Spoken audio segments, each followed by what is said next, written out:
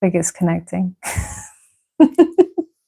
You can never tell with these things, can you? How can you tell if it's connected? It should. This is live, but it's always a wee bit delayed, this thing. I'm going to hang with my tea and just warm up. It says steamed vegetables are easier to digest as opposed to raw. Like, dude, he's eating a raw duck neck without chewing. It's like cooked vegetables are easier. Dude, he's just swallowed a whole chicken. Yeah. Yeah. I wonder if this is connected. Hi guys, how you doing? Joseph is just watching some dog devour lots of raw meat in like 2 seconds flat. Oh, how you all going? Sunshine, Asu, Narina, hi. The Outer King, hey. Yasmina, hi my darling. Siren, hi. It's Gabriella. Hi Gabriella. How you been? Is that Dilara? Room of Angel, First Grace. I recognize all of you. Chris the Geek, Brian. Hi Dan. Tam, how you doing? Wendy. How are all of you? It's so good to see you. I recognize a lot of you. Many of you I've worked with. Many of you I know from the Discord. Many of you I just know from commenting on the channel. What a lovely surprise. How many of you just like happened on here expecting a video? How many of you thought it was a video and then suddenly, no, it's a live session. Ah, hi from the Netherlands. Hello. Hola from Spain. Hola, ¿cómo estás? Hi, Athena. I know Joseph through you. I'm in the Discord. It's amazing. Hi, Amelia. How you doing, darling? Some of our Discordians are here, actually. Driving back from Kent in Somerset. Had to stop to hop on and listen the rest of the way. Catherine, oh, you were in Somerset, were you? That was a terrible, it was a terrible West Country accent, you know. Oh, Carrie Ann, you're in our Discord now as well. Hi from South Africa. Hello, Ochandit, is that right? Narina, my mum and I are watching you on the TV. It's a family affair. Narina, hi. And hi, Narina's mum. Hello. I'm expecting a video. Wendy, what did you think? What happened? You came and it was like, this video looks a bit different. A little bit interactive. Oh, Miss Mosh, you're here, my darling. Hello, babe. Hello from Slovakia. Hello, Ren, Charlie, how are you doing? Was that yeah, my girl, I saw the post about Coco and his scarf earlier. You see. Coco looks good in a scarf, doesn't he? Him and his pashmina. Vanessa Lind from sunny Sedona, Arizona. Do you know Sedona? Sedona, famous, Arizona? Right? I think it's a famous area, probably a beautiful area. Sedona, yeah. I've heard of it before. Do you like my mug? Scorpio, hello. Scorpio Angel said, my little Kit Kat. Look, that's meant to be his tail. I know. I'm so easily pleased, really. I'm such a kid at heart. You probably guessed from all the Disney toys all the time. Another from South Africa. Hello, Melissa. Melissa, is it? Melissa. Kelly Rivers. I've worked with Joseph and my friends have worked with you, Athena. Really? Kelly Rivers, Kelly's here. Say hi. Hello. Hello. Hi. Hey, Elizabeth, my darling. Hello. Many people I've worked with you recently. Some of you I worked with a while ago. Some of you have worked with Joseph. It's so nice to see all of you. I thought about yesterday. It's been some time since I saw a video. Yeah, Marsha, I post videos every Friday without fail. Although this is, when was the last time I did a live? Was that before New Year's? Can't remember.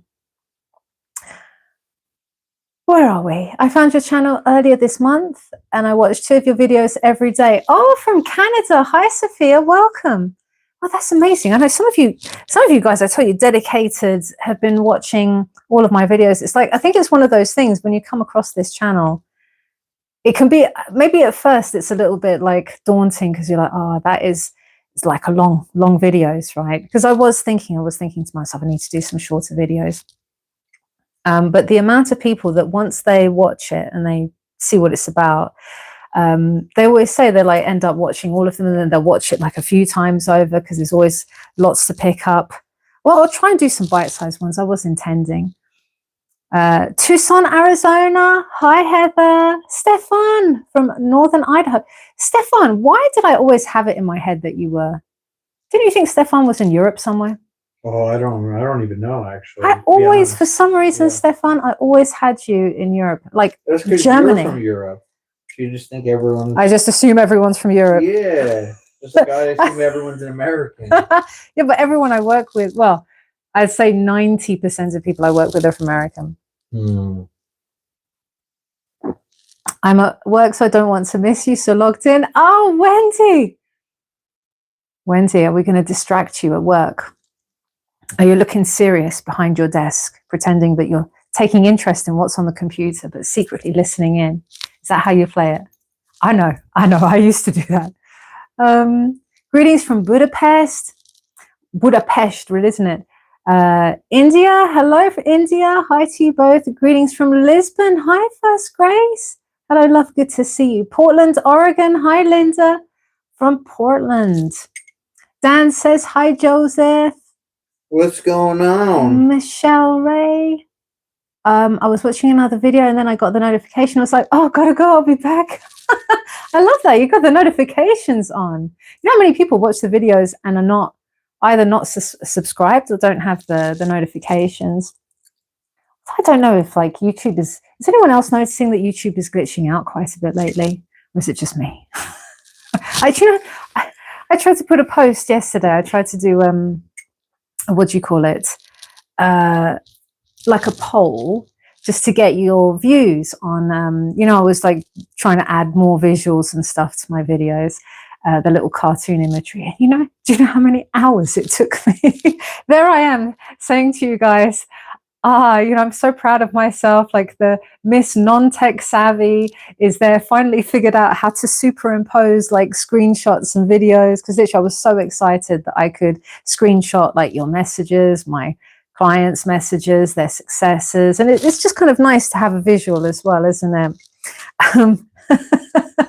But really, it took me hours to put up a community post poll so that you guys could vote. Yes, such is my life. But what can I say? You love my Stitch as well, Scorpio, and I got all the family of soft toys here as well, with my little Stitch, all the way from Disney Paris. Rishi from Bangladesh, hello, love.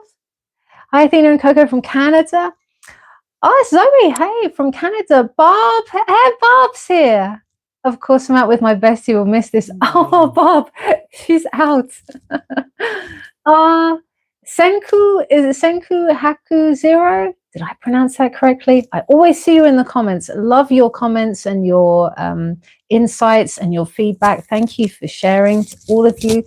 Ocean Flower from Alaska. Hi. I watched the whole of your long videos, even 50 minutes. Belle, I'm honored. I'm truly honored. I have to be careful. I keep forgetting I've got the microphone here, so if I'm bashing it around the place, I do apologize. But I love that. I love that you guys stay even for the long videos. I love the longer, the shorter, all of them. Thank you, First Grace. And it's because you have a calming presence. Jenna, thank you. Jenna, how have you been? And I rewatch them as well. I love that. I love that people actually watch them and then they rewatch them. I mean, that is just so, so nice. You know, I take a long time to put them together because I'm always planning and I'm thinking to myself, what's it going to be about? What areas should I cover? Let me get it in my head what I'm going to say. And then if it is going to be like, if I got a client success and it's like, okay, let's do a case study, I have to go through my old clients' notes and I have to sit there studying like, what did we do? What did we say? What was their story? So it can take a while. And sometimes I thought to myself, you see these other videos, they're like 10 minutes, it's done.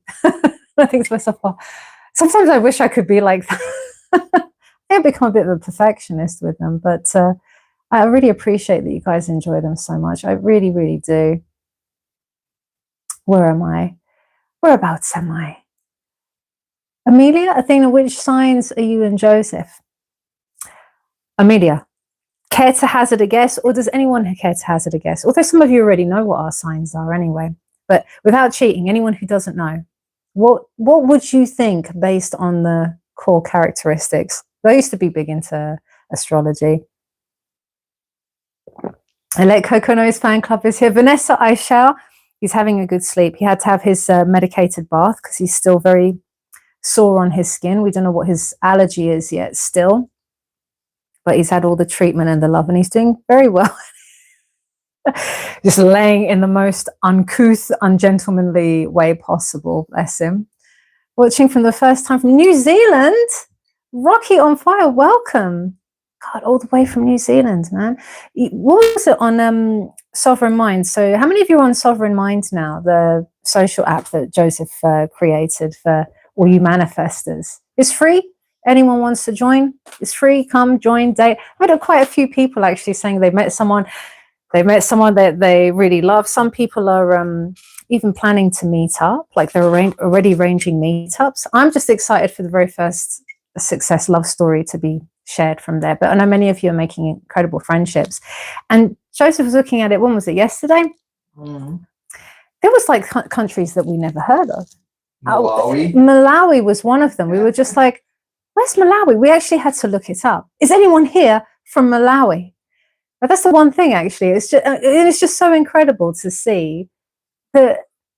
I mean, how small has the internet made the world? The fact that we could reach out to people from like across the galaxy. Do you know what I mean? Isn't it amazing? Ah, Stefan. So you are originally German. See, I thought so because your name, I was like Stefan. My friend is Stefan. He's in Frankfurt. So yeah, maybe that's why I thought. You see, I knew there was a European essence to you. Hi, Athena and Joseph, listening from Melbourne, Australia. Grace, good day. How you doing, Grace? That was not a very good Australian, was it? I used to be pretty good at my Aussie accents, so much so that I had people from here thinking I was Aussie. I think our neighbours are Aussie at the moment. Yeah. Yeah, he's like all like was it all, where is he? Where's the little bean? Can you see him? Where's the little, oh, there he is. I was mistaking his stomach. As you can see, he's got the heated blanket on at the fullest. He's just completely passed out. Poor little thing. San Bernardino, California. Oh, wow. Is it sunny over there? Greetings from Croatia. So, Kelly, you're noticing glitches in YouTube as well. So it's not just me. Amaranthia Summer. Finally made it to a live. Welcome, honey. Victoria Lee, my babe, you're here. I think there's such a glowing, beautiful presence. You all feel uplifted to hear. Thank you so much, darling. Well, you guys uplift me, you know, you make me so happy. So we've got Germany. Was that Lorela? I thought it was that. No, Lorelei. Yeah? That's my friend's daughter's name as well. Funny. I'll see you from Germany. Hello, wie geht es dir? Hello from Ohio. Welcome. You made it. It's going to be a good day. Rocky on fire. I love that. Hello from Denmark. Hi. It reminds me of the old days and the lives. Oh my God. Was that, so is it, because I nearly said Amila. When you say the old days, were you there since the TikTok days? Because I used to do live sessions. I used to do marathon live sessions. We just used to hang out, wasn't it? Sometimes I'd read success stories if I had any come through. Sometimes we do one-card pulls on the tarots just for fun. Sometimes we would do a group hypnosis together. That was just so much fun, actually. you know, I really thank you to all my TikTok crew, because that's where I kind of started off, and I haven't been on there for a while. But I need to get on there. It's just when you get used to doing like long form videos and that for so long, you kind of, there's an art to short form. I don't know how I used to do it. I used to do it much better back then. But Joey's done a few. Joey. TikToks now. Yeah, I got a couple up there. Let's check it out. He's done a couple of TikToks. They did quite well. I have not checked in quite a long time, actually.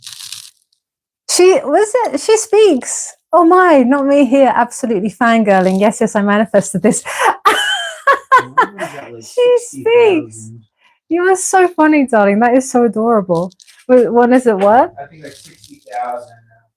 Ooh. Pretty good. I had the importance of like being clear with your manifestations. I had set an intention for a video to go viral, and I did, and it wasn't too long ago. It was a few months ago. If you go on my TikTok, you'll see there was one I did a few months back. I think it was something, and you know what's really weird? I posted the same video on my YouTube shorts as well.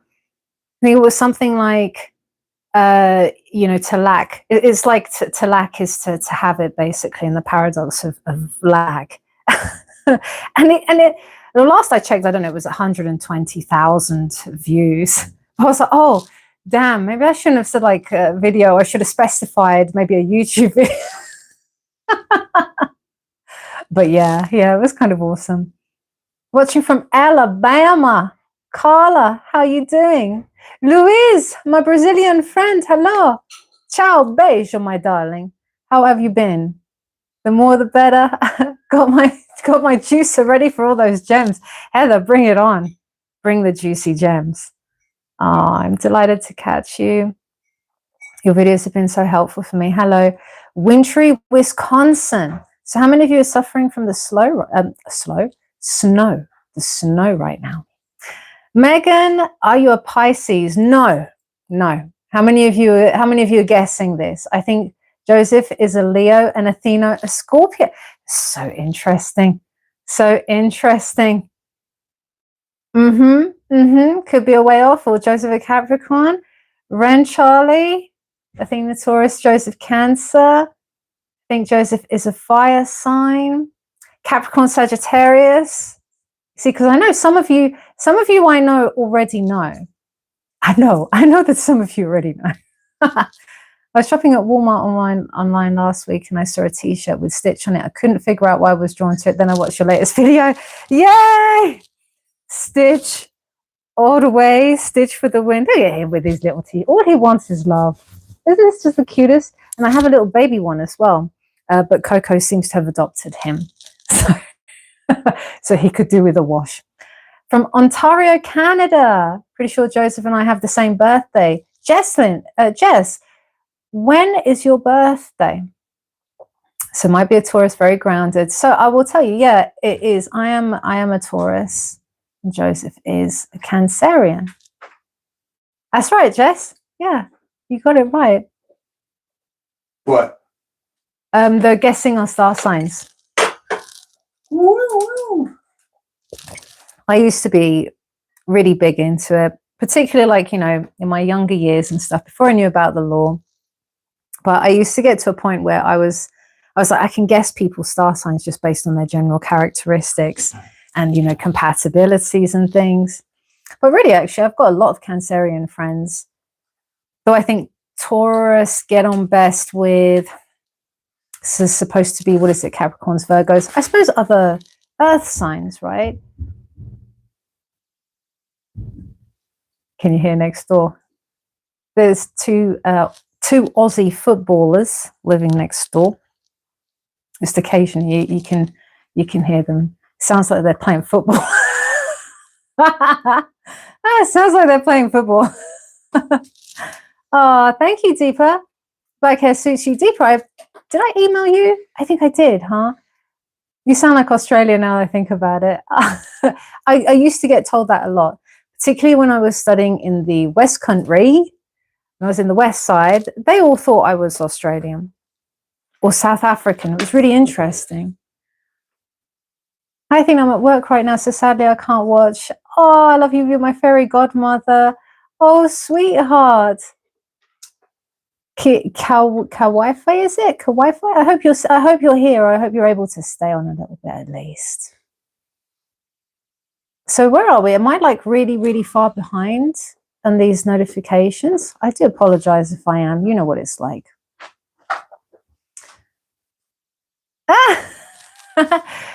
Oh, Guria, grab yourself a hot drink. Get yourself a cozy mug. I don't even know what this tea is. It's just called Digest. But I think it's got spearmint in it and something else. It's really, really nice. See, Joseph's on the rich tea. I made the point of introducing him to rich tea biscuits, and now he's addicted. Brittany from Arizona. Hi, Paulina. Hi, good to see you. Kimberly Cunningham, this has been a week stuck at home from the ice snowstorm, and your videos definitely helped. I'm so glad to hear that, Kimberly. Welcome. Tons of snow here and ice in DC. You guys are getting it hard, huh? We had like, was it essence of snow? Sneeze and you would have missed it kind of snow, you know. We're not getting it much these days here. So, you know, send a bit of snow here. I don't mind a bit of snow, actually. Quite like it. I'm not even sure Coco's seen a good amount of snow since I've had him. He's seen essence of, but he's not. I would love enough snow that he could like play in it, maybe, if he would. The snow was terrible here in New York, and now I'm an icicle whenever. You know what, Dana? I would be exactly the same. I don't take the cold very well at all. That's why I'm always attached to a hot drink or close by the fire, or if Bean is not taking it, I always steal the blanket from him. I'm going to take essence of the blanket now because he's moved a little bit. I don't want to disturb him. You know, it's so funny, isn't it? Things we do for our pets. Must not disturb them. Must not move them. I always have to wait my turn for the blanket. Yeah. Oh, so let me see. Where am I? Bear with me, guys. I am so far behind. So where am I? Where am I? I don't want to miss your messages. Please forgive me if I don't get to see your messages. Let's see. Where are we? We're scrolling around quite a bit. Hi, Athena. My boyfriend just broke up with me today. I think I manifested it. My self-concept's been rubbish. And I thought, he doesn't love me. I cried my eyes out. I want to think that it's only part of my bridge, but I have a lot of anxiety and I'm not too sure how to change my identity. Oh, bless you, darling. Well, we've certainly all been there, haven't we? I don't think anyone is exempt from the pain of heartbreak. But, you know, at least you're turning it into a power in terms of you understand perhaps what has resulted in this outcome, in the sense that, okay, there's something with your self-concept. You say your self-concept is rubbish. It's not rubbish. Your self-concept was shaped since childhood, particularly your self-concept around relationships. You did the best that you could with the tools and the skills that life gave you and your translation of things. And I always tell people, don't give yourself a hard time. There's nothing to be regretted here. The fact that we affect and influence the world and people around us through our concept of self should be an empowering thing. You know, yes, on the one hand, people can sometimes turn it into self-blame, but that's not what it's about. It's always about empowerment. Okay, well, if I can cause this outcome, I can shift it around, right? If I turned water into ice, then I can turn ice back into water. Okay, so use this time, first of all, to mourn, because I've worked with people before too that have broken up with their exes, and there's still, you know, there's still the remnants of that existing. And I usually, when I speak to people, like on my one-to-ones, my intention is to change their state. So those of you who have worked with me, you know exactly what I'm talking about. I will change your state, and I'll usually come back to you and sort of say, how did that feel? Did you notice that? You know, for many of them, it's a shock. For others, it's a very subtle shift. It's not difficult to change your state. However, you do come across people who have resistance and struggle maybe to nurture that state at first. And we find out it's because they're still mourning the old. So allow yourself to mourn the old. And then slowly, slowly start to consider, okay, maybe what happened in this relationship? How did I perceive him and the situation that caused this? If I have a terrible self-concept, well, what is that terrible self-concept, right? It's what was that state I was occupying? What were the assumptions associated with that? Maybe if I can change that now, I will create a different outcome. Because we know it's not the end. How many stories have I shared from you guys? I've got loads more on the, I'm going to put this because I'm aware. Tell me if, is this rubbing on my, what do you call it? Because I don't want it to be, you know, bashing the microphone and stuff. But you get me? Allow yourself to cry. Just let it out.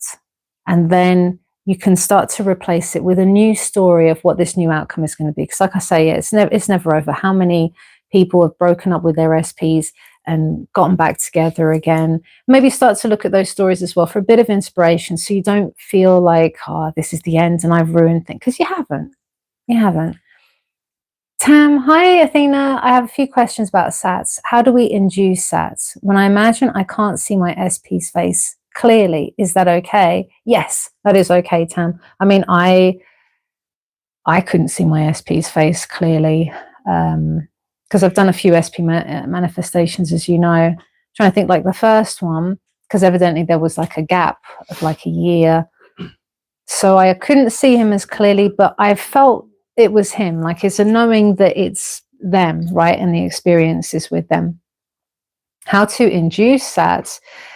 I mean, the best way to get in it is that kind of like in between sleepiness and wakefulness. It's kind of a tricky point to find, and it's not something that I do as regularly, especially since I studied hypnosis. So I kind of put myself into a hypnotic state. I'll run an induction in my mind.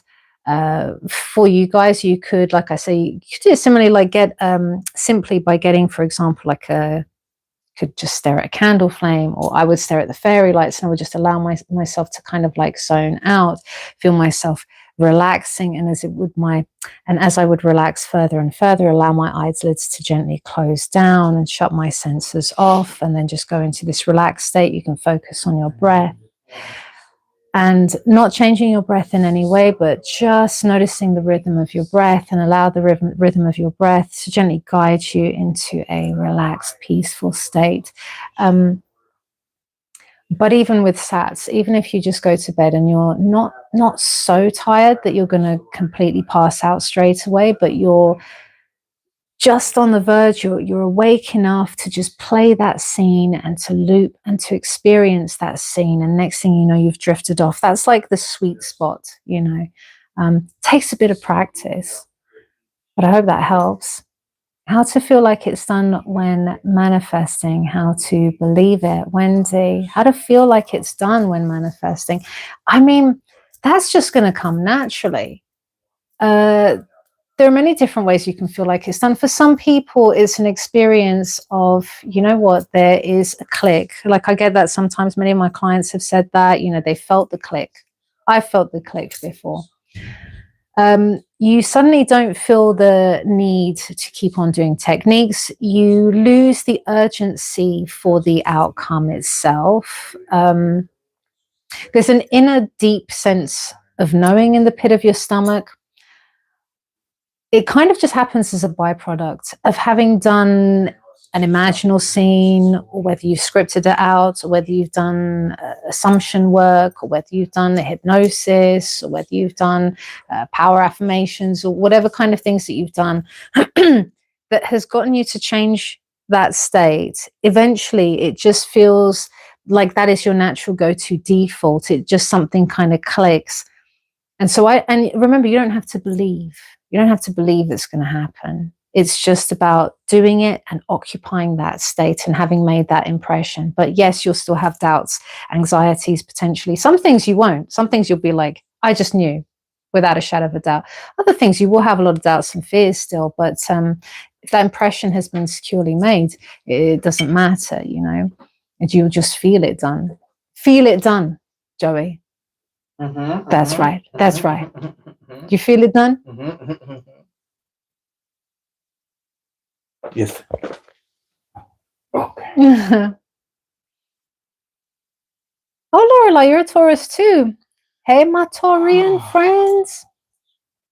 I'm just, let me just see. My friends tell me I shouldn't be with my SP because he's a Gemini. People get serious about astrology. Really, Mega, I never knew that it would go to that extreme, that people are, watch out for those Geminis. Watch out for those Sagittarians. My second SP was a Gemini. Been with a couple of Leos in my time. See, these are the ones you wouldn't think were that compatible, but once again, it's all, you know, people's perceptions, isn't it? Any Cancer placements on your chart? Siren Brita? Do you know, I wouldn't know. As much as I liked astrology back in the day, I didn't actually know anything about the charts and stuff like that. Like so what is your normal star sign then? Is that your sun sign?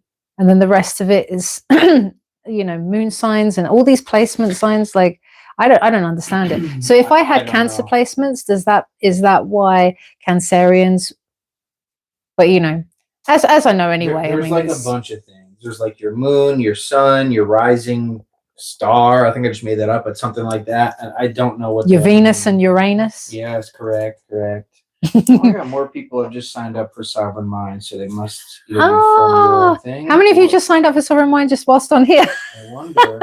or I'm tripping. I've spoken to a few people on there. Joseph's been trying to make a point of greeting everybody that joins, but there's been so many people lately, hasn't there? Yeah, it is nice though. Like if you do sign up and upload a real photo of yourself, which is one of the requirements to get shown to other people, I will generally either message or respond. So for sure. Look at Marcus Swenson.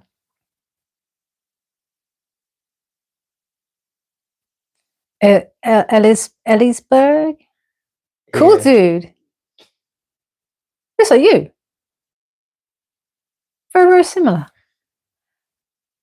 2 out of 10. Oh, Tam, I didn't realize you got the other half of your message, of course. I'm either lost focus or fell asleep so far. Yeah, no, Tam, I'm exactly the same way. You go to bed just before you're feeling that too tired. Do you know what I mean? Because otherwise, yeah, you do fall asleep. It doesn't matter if you fall asleep after you've captured the feeling, but you certainly don't want to fall asleep before you've captured it. So I totally missed that bit. Azu, I can sense that something is happening behind the scenes, but the silence in the 3D is trying to pull me back. How can I stop paying attention to the third party? Their relationship is lasting longer than expected. It is a tricky... So, you know what's really kind of interesting about that, Azu, is that you say, I can sense that something is happening behind the scenes. Perhaps not in a positive way, though, because then you say, but the silence in the 3D is trying to pull me back, and you're paying attention to the third party, right? So you know how I say to you guys about focus on your language, focus on what you're saying. Even when you comment, we have it all the time we do these weekly lives in the Discord, and people can write quite a bit for their questions. So when we're reading it out, there's so much information. It's like right there, yeah, but right there's your story. Right there's your assumptions. And if you just kind of take a look at what you're writing, you'll see that's where my focus is. See right there, your focus is 3D silence, right? I'm giving my power away to the 3D silence. We see if I am truly in the state of the knowing, the acceptance that it is done, the end, whatever you want to call it. Silence doesn't mean the same to me. Silence doesn't mean the end, doesn't mean nothing, doesn't mean anything really negative, right? There's nothing on the outside trying to pull you back in. Silence is not trying to pull you back in. Your perception of silence is trying to pull you in at the moment. So there's evidently something you're making it mean. And then as you're noticing as well with the third party, I mean, I do have meditations to help with that. I think it's called third-party removal, but the ideal vernacular now, obviously, that, you know, because that was years ago that I did that. The ideal vernacular is more like diminishing it from your awareness. You're not looking to remove them, you're looking to diminish them from your awareness, so that then this can just fade from your reality, because reality is the mirror, right? It's the aftermath. Draw your attention back onto yourself. Remember, it always starts with self. As within, so without, as per the Hermetic principles. So as within, let me bring attention back here, because the only time I feel very helpless and disconnected and disjointed is when I outsource everything to the outside world. Remember, silence only hurts you if you outsource your identity to replies. Stop outsourcing your identity to their replies, to the silence, to the third party. It's all down to you. Bring it back to you.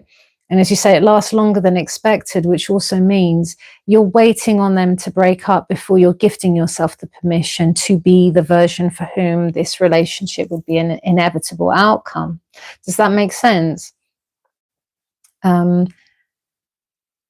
Sophia, one thing I like about your channel is your content gives me confidence that you can manifest at any age. And of course you can. I have clients from the ages of like 70. That's someone in her 70s manifesting love and a new career. And like, age is literally just a number. Sound very London to me. Maybe Essex a bit. Siren, yeah? Bit of Essex. I mean, because I'm South London, really. That's probably why. Oh, I've been manifesting so much, Athena. I'm going to write an email to tell you all about it. Hopefully you can use some of it. Elisa, is it? Or Alice, do you know what? The type is so small, and if it's on a certain coloring, I can't see it. But please, please do. All of you, every single one of you watching, you should be sharing your little successes, your little wins. I don't care how big or small, because there's no such thing as big or small.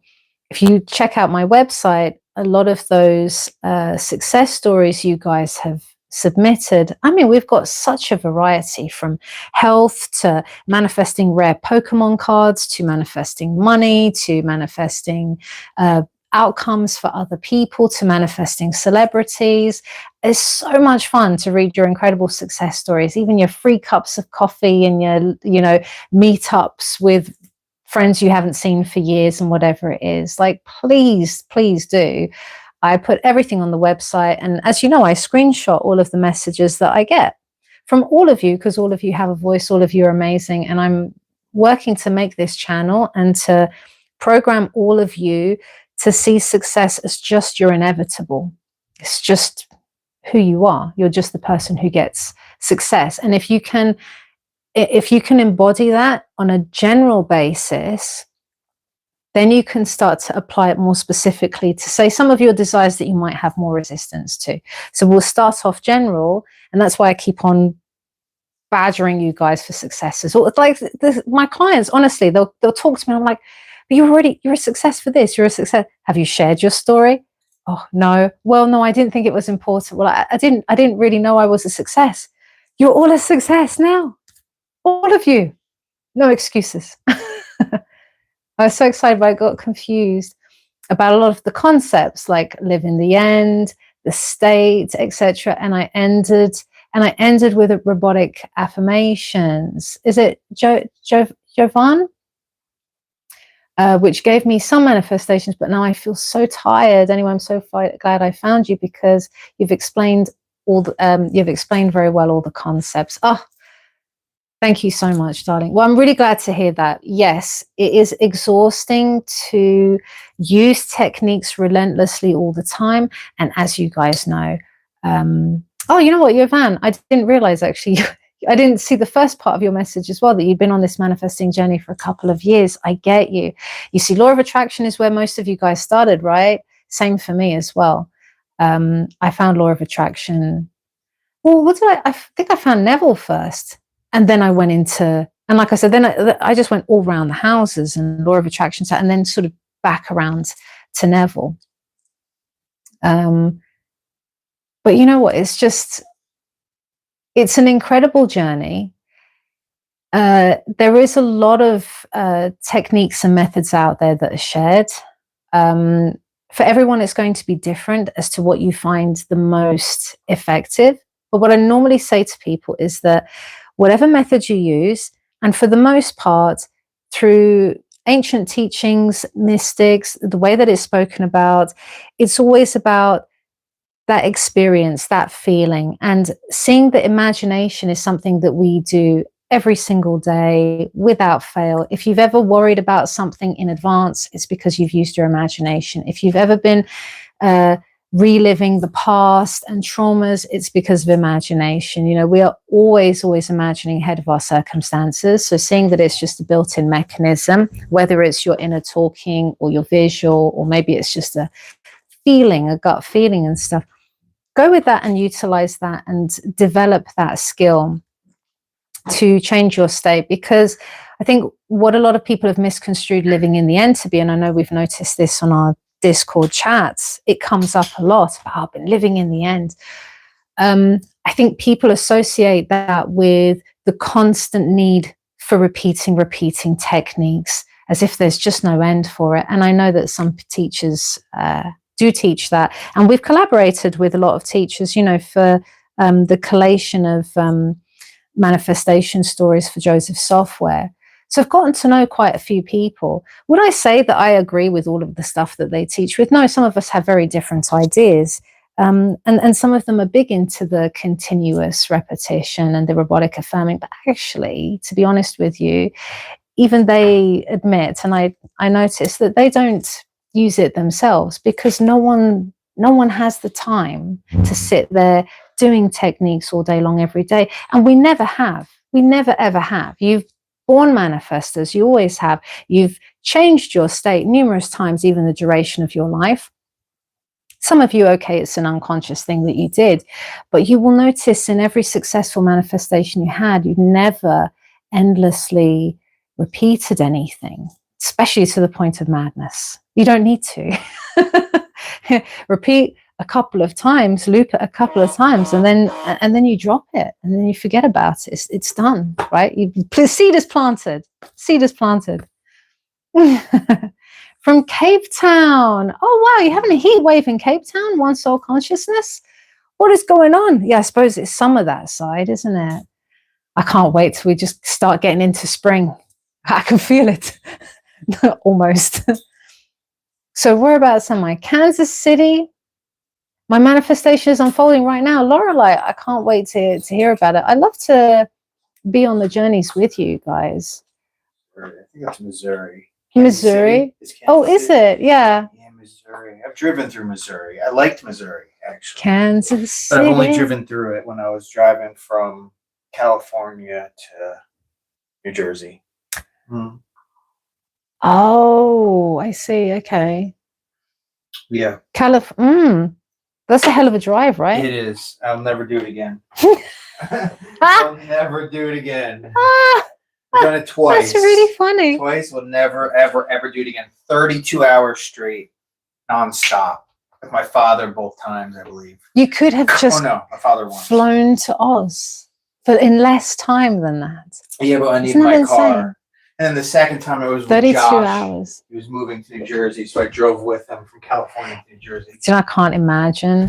I think the furthest that we've driven is... If we had stopped, it would have been awesome, because there's so many things, but there were not.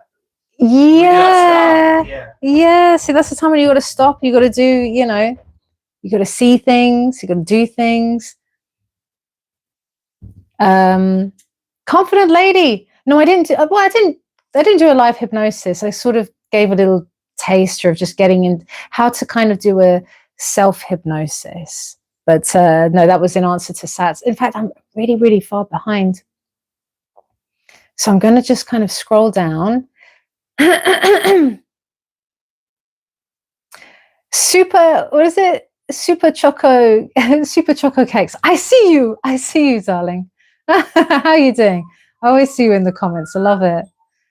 So what I'm going to do is I'm just going to scroll down a bit, because I know I get really behind. I'm really, really behind. So once again, I apologize, guys. give me a chance. I will respond to as many different people as I can to try and keep it as fair as I can. So where am I? Have you had an experience where you felt something done and it's so real in imagination that you don't really want it anymore in the 3D, so you don't necessarily take actions from that identity? Oh, militia. Where I felt something so done and so real that I don't even want it anymore. I know that I had embodied the state. So it was when I was manifesting for that SP, I shared the story. I'd already shared that story with you. It was the unusual bridge where Coco had actually dragged me to the park that time. I don't know how many of you might remember that story. You know, for him, like when I set the intention, it was such a strong, like, yes. And and you see, this is the thing about manifesting middle and stuff. But obviously, I always just let my subconscious do the work, and evidently it knew what to do. And it was getting the text, I miss you, and hearing the words, I love you, which of course wasn't the end, right? But anyway, yes, when he came in and reflected all of that, the text was exact as well, with the same amount of kisses and everything. I didn't want him anymore. It was a really interesting situation, but I didn't really want for that desire anymore anyway. But it's natural. Yeah, you don't feel like you want it anymore because you're not lacking for it anymore. But for the most part, it's just because you are self-fulfilled. That can happen. Thank you so much for the super like. It's my friend whose name I always keep forgetting because it's a Lord of the Rings name. Eowyn. Did I get that right? I love you, Eowyn. I'm going to like that. Thank you so much for the donation. That's ever so sweet of you. You know, Eowyn, I see your comments all the time on the, like, she's always there without fail, and always in the, what do you call it? Like the community posts and stuff, which I love. Some of you have got such an amazing energy that it just makes me happy when I see your faces and your names appear. You know what I mean? Magdalena, you're here. Hi, love. Oh, One Soul Consciousness was like Sovereign Mind is awesome. Oh, I'm glad. It took a while, didn't it? Joseph's been working really, really hard on these apps to try and bring you guys as much help and support and everything that you need. Beanie, the shampoo isn't helping much, eh? You want to come?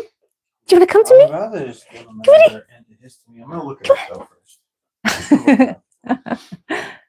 Probably takes a little while to settle down. Poor baby. We've been manifesting for his skin. It's much better than it was, but we still don't know what's causing it. I'm imagining like this bubble around him, like this healing light that no allergens or anything can penetrate, can't get to him. And you're doing better, aren't you, my little baby? So where do I go from here? Because I'm so far behind. I'm going to scroll down. Once again, I do apologize. Helen, oh my God, Helen, thank you so much for the super like, honey. Are you guys just donating? I don't see any questions. But if you've got any questions, do let me know. But thank you for the donations. Thank you for the donations. Oh, it really warms my heart. But sometimes I see that on the channel and in the comments and that, and I was never used to receiving, and it's so. Thank you. Whereabouts am I? Sarah Butch, I've got a SP success story. I manifested a friend's healing by scripting, and 3 months after, he got way worse and cut contact with everyone.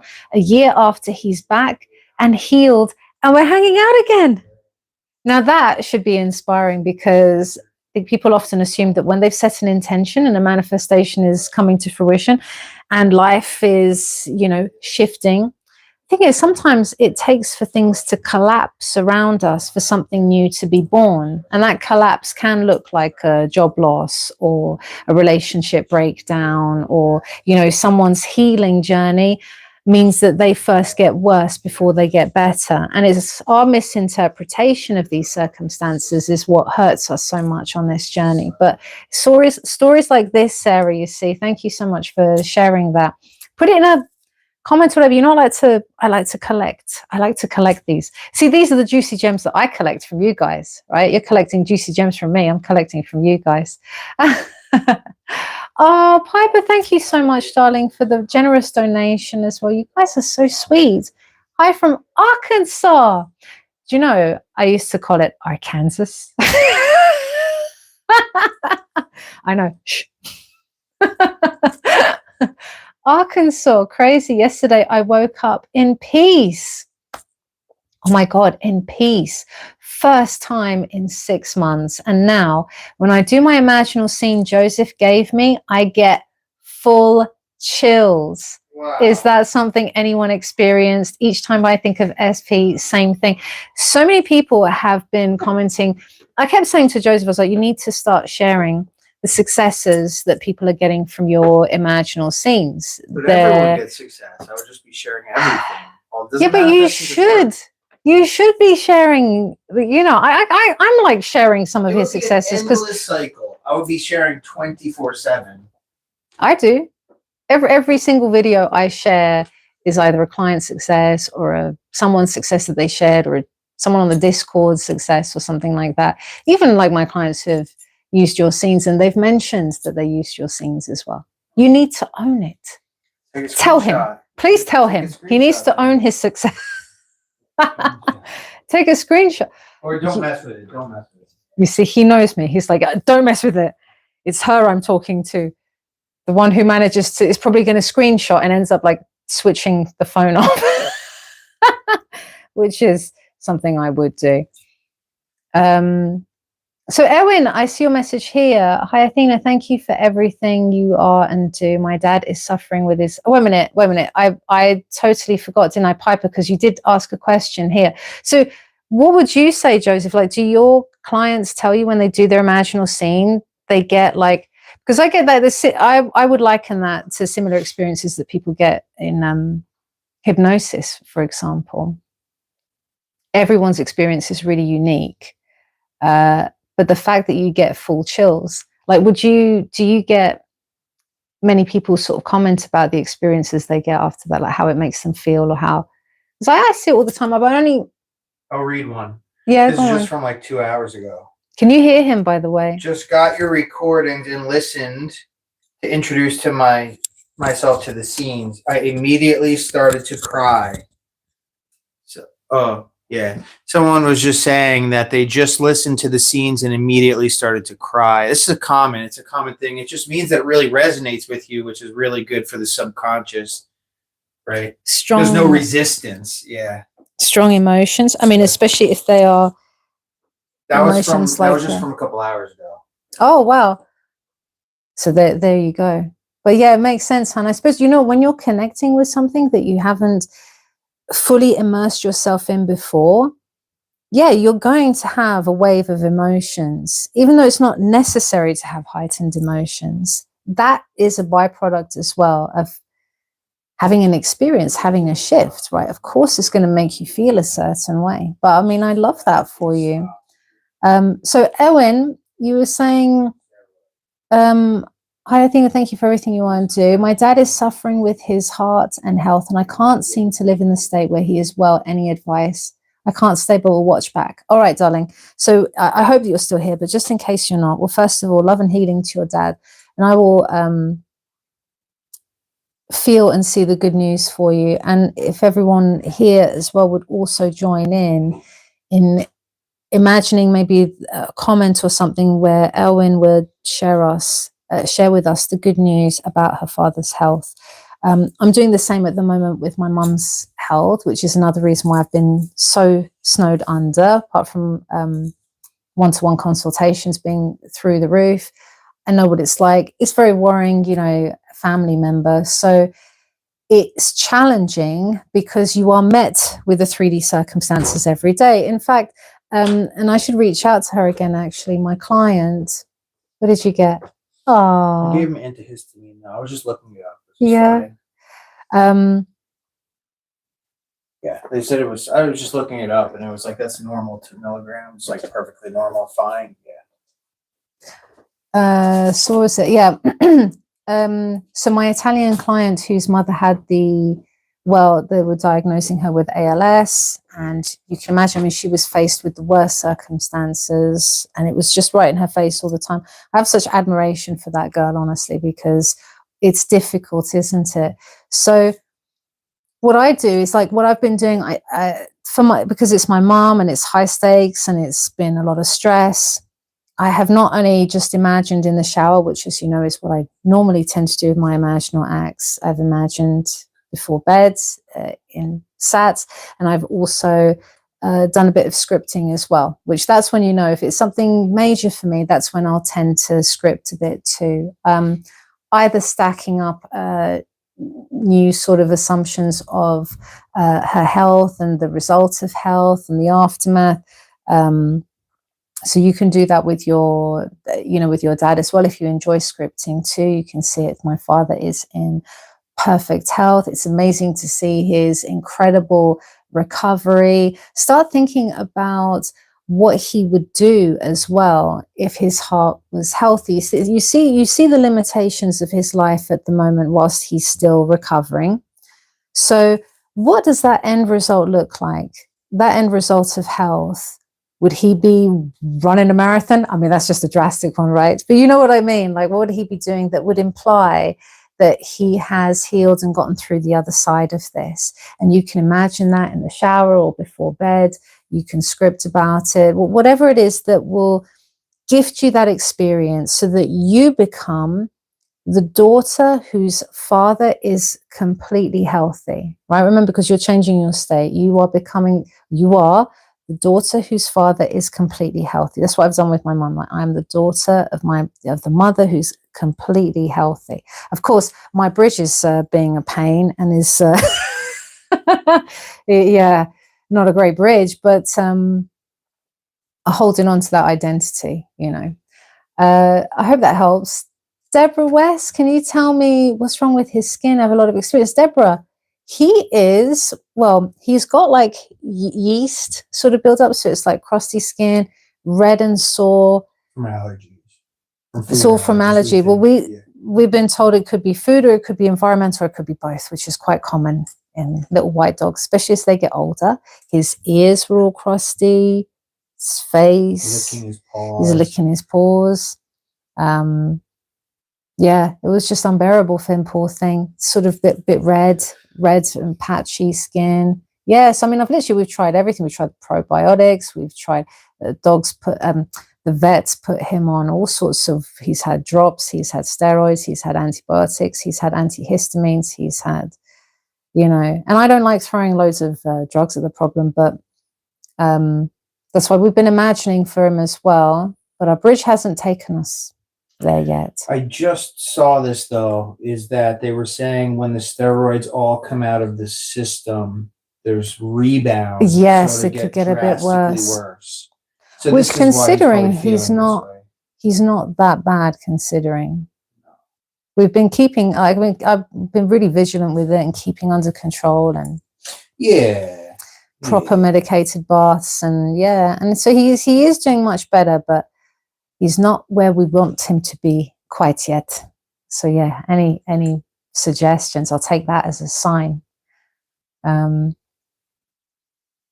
Helen, you were saying, what is with my SP being silent like a church mouse?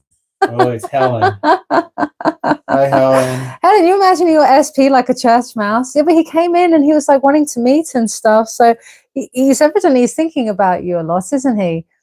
Have you tried to message him, actually? Have you heard anything? I mean, have you messaged him or are you waiting on him? I know that people do that. It's like they feel like they've got to take a step back and they've got to wait. But you don't have to. There's no rules for that. I don't know if there's just been any inspiration to do that. CM1343, thank you so much for the donation, sweetheart. I appreciate it. I wasn't sure if there was a question with that, or are you guys just donating because you're just being sweet? I really appreciate it. I really appreciate it so much. Thank you so much for the donations. Was it Piper was saying, thank you again. Piper, did you donate again? Or am I going crazy? Or is this, thank you so much, babe. My God. Experience. So has it been doing the scene a few weeks? Had a session with Joseph last week. Never had chills, but since yesterday, that and happy feels. Didn't know if it meant shift / if anyone else has mentioned it. Can't wait for my second scene. You two are awesome. Well, thank you so much, Piper. So Piper's your client. So what have you noticed? Do people sort of feed back to you? Because mine tell me about your scenes, evidently, and what they're experiencing. One of them, I can't remember what she had said about how happy feels. I mean, they get a lot of pleasure, don't they, from doing those scenes, because they're very short. Because with my clients, I give them long hypnosis as part of the system that I use. But sometimes you see it's too long, right? So some of them will opt for a shorter scene or imaginal act, particularly when I've changed their state, and then it's just about nurturing that state. I mean, yeah, well, did you want to come? The key is not to have resistance. So you're not required to have some sort of epiphany or strong emotional overwhelm or something. That's not even a requirement. If, for example, you listen to a scene and you're able to play it through and follow along, it's going to do 100% of what it needs to do. You know, some people, when they listen to these scenes, it's amplified based upon their feeling or emotion is amplified because they have not yet had confidence in their own scenes. They've not yet been able to get something that makes them be able to play it through or have confidence in general. So a lot of the effects at times can be compounded, like a dam breaking, I suppose, of real extreme desire of wanting to just impress the subconscious, but not having been able to. So they get a scene from me and all of a sudden, boom, it is super powerful, you know, and it's not just the scene. It's like this extreme trust and confidence. And so, but really, even if the bare minimum, you're capable of playing this scene through and following along, it's going to do that. It'll manifest. Isn't that interesting? Yeah.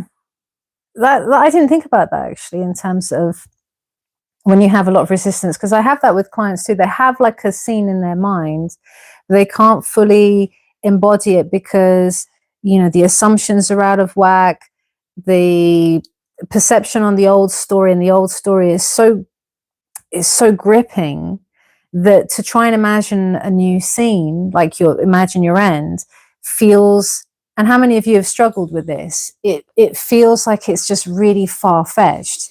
It feels like, how can I go from A to Z, and there's all this nonsense in the middle of the, you know, 3D circumstances.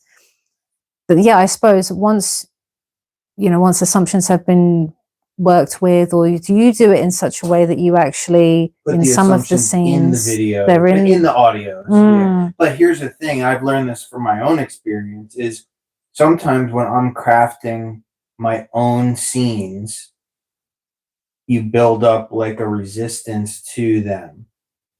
So you already know what you're about to listen to when you're listening to it, and you react negatively. So also when you listen to a scene that you don't know what's going to be there yet, it catches you off guard. You have no time to put up a defense, and you can just follow along. You just, yeah. Well, yeah, so it's just surpasses. It's that open, explorative kind of state. Yes. So does that make sense, Piper, actually? Does that sort of describe what you were going through? Well, that's so interesting. Like, I'd never thought about that, you know? I've had some people, when their inbox, so once I submit the scenes to my platform, it sends an email to the person to let them know that the scene is ready. I've had it where the moment the email was sent to the person and they didn't even listen to their scene yet, the manifestation happened. Yeah. So Isn't that there's a lot of interesting? amazing Isn't it kind of like when you're things. going to see a doctor or something, and when you go, the symptoms have vanished? Completely, yes. So it's all up here. Look, everyone's telling you off. They're all telling you to own your successes. Dr. Jules here. Joe, listen to Athena. You see? Own it, Joseph, as Athena says. You see, Sophie said it. Own it, Joe. J. Cole. All right, fine. I own it. Now what? Now you're going to share them. I keep saying otherwise, give them to me and I'll share them. But I don't know about how many of my subscribers watch, you or might know. Versa. Yeah. So I'll be like, well, this is Joseph. They're going to be like, who is this Joseph she keeps talking about? She must be a mega fan. Yes. I'm a mega fan. Like that list method guy. Very, very dedicated. That was amazing. Twinkle, my little star is here. Hi, Twinkle. Hi, darling. Had some amazing things happening, dreams, visions, vivid pictures, but also intense. Well, thank you, Helen, babe. Wow, I love it. Helen's always having the most incredible experiences and like psychic experiences and just really intensive. Yolanta, my darling, how are you getting on?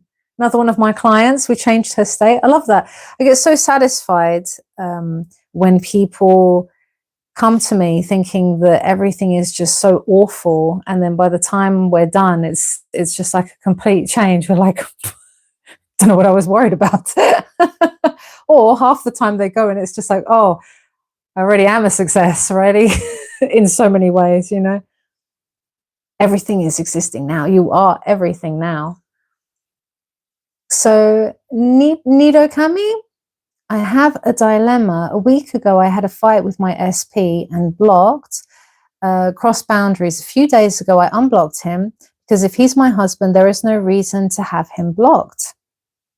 But I haven't written anything yet. I don't know if I should apologize. I see him as a man who is already in love with me and I don't want to hurt him, but I also want him to reflect on his own mistakes. I know it's going to be okay eventually, but I feel bad about how I treated him. Well, you're already doing a lot of self-reflection though here, darling. And I think, we all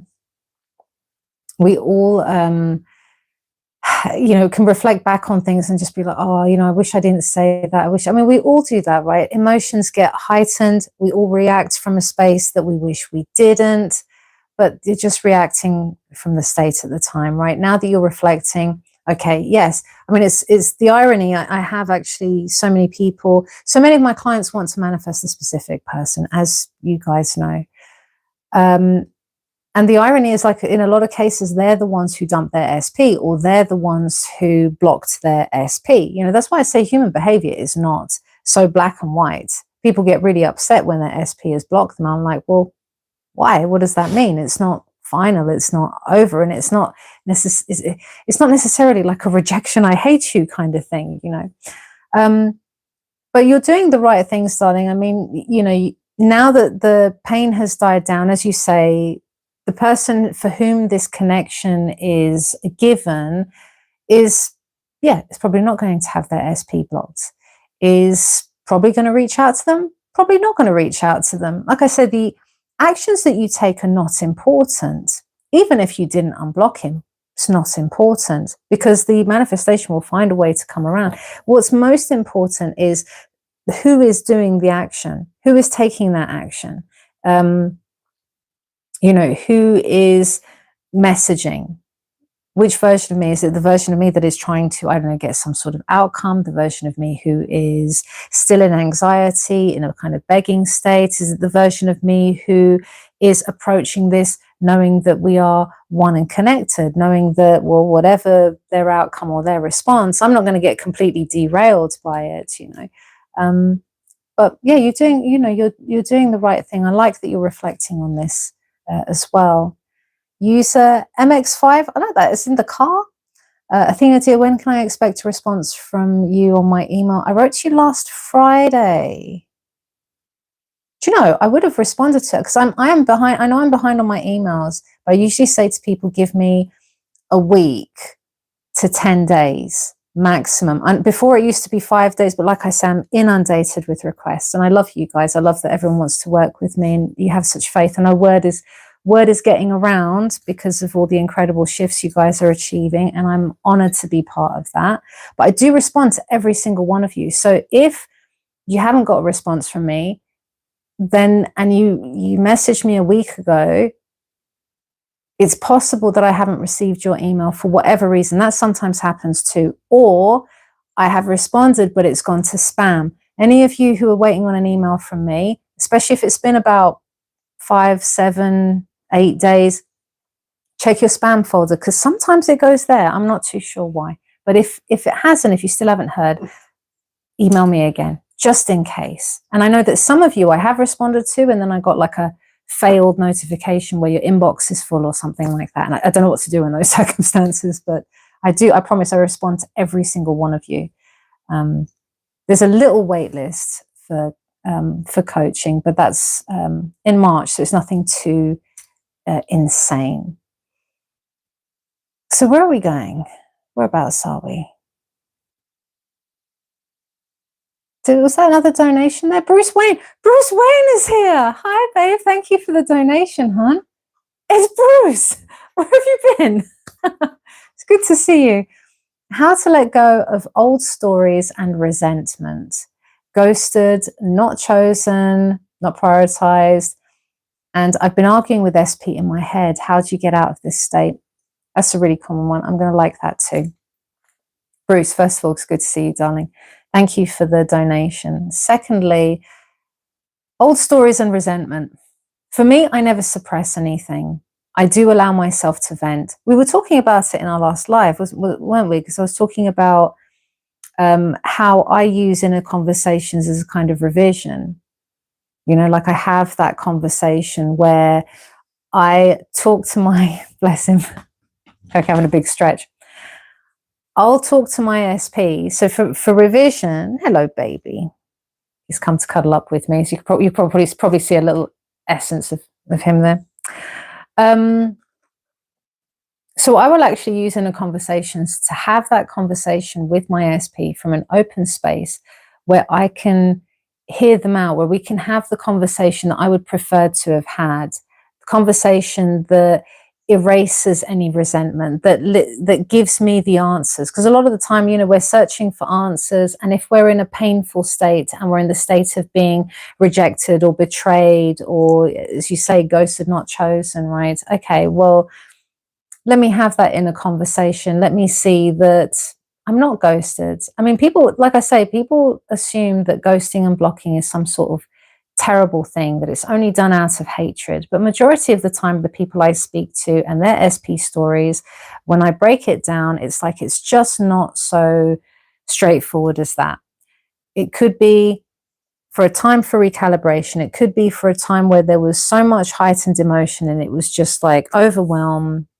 Right, we cut communication, pause in communication. Now, a lot of the time, or people that I work with, their perception of not being chosen. In fact, the reality is that they were chosen. My client from, and you know who you are, darling, not to call you out. You're on the Discord as well. She knows who she is. She could not have been more chosen. And yet she could not see it because of the state she was occupying. That's why we change our state. Can you be chosen now?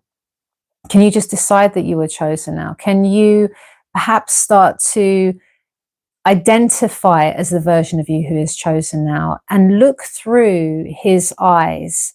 How does he see it? Does he see it as rejection? Does he see it as something else? Is he more focused on all the times that he was chosen in this relationship? Is he more focused on that than the opposites? Remember, it all exists now, right? Yes, the reality, the experience where you're not chosen, where you're ghosted, that exists. It's a very real reality. You've been living that reality. But the reality where, you know, you have been chosen, where you are important, where you are prioritized, you would have had those experiences too. And in relation to this person, I always, when I break it down with people, I always find that there are times that they've been chosen and they just didn't recognize it. But start to adopt those new assumptions and start to make them your home, and then look through the eyes of that version of self, through the imaginal acts. How would they perceive it? You know, what would they think? What would they feel? How do they view this situation? And if you want to use, like, revision is so, so important. I've got that revision on my YouTube. It's the only one of its kind, utilizes methods inspired by NLP. Really, really powerful. So many of you have got amazing things from that. And that will help to allow the resentment to dissipate, because whilst the resentment and the anger is still strong, it's just telling you that there are things that are unprocessed here. And that does need to be dealt with first before you can smack on a whole new identity. Because you could do your techniques, but at the moment it's going to be like putting a band-aid over a gunshot wound, right? So I hope that helps. Brian, I used to work at a vet office and they always gave cytopoints for allergies. Have you asked your vet about that? Do you know, I've never heard of that, Brian. Cytopoint. Make a note of that, because literally I will try anything right now. He's on like What's a cytopoint. What is it though? What does that have to do with? Allergies. Oh. Tell me how to spell it. CYTO point. Okay. Thank you, Brian. I appreciate that. Dr. Jules was saying, I recommend to everyone Joe's latest video. It breaks down the formula to imaginal acts really well. I've always had a vague understanding of creating imaginal acts, but the video cleared it up well. Exactly. Those of you who want help with your imaginal scenes, Joseph's last video is amazing. He's broken it all down for you guys. Like I say, we don't hold anything back. You know, we give everything away. If you look on our channels, all the content, if you were to just take in and to apply the stuff that we teach on there, like I said, this hypnosis to help you change your state. There's exercise on limiting beliefs. Joseph has shared many exercises about changing your assumptions and that. We have no membership on our channel. It is all readily available to all of you. And all we ask is that you share your successes. Cyto point. Yeah, CYTO. Yeah, there's injection. This is like skin and coat care, and it seems to be, it's expensive, but I'm assuming it's like a high quality, high potency. I don't know if it's a medication or an injection. There's a couple different things, but irritated skin solution. Yeah, I'll send this to you as well so you can see what I'm doing. Thank you, Dr. Jules, for sharing that.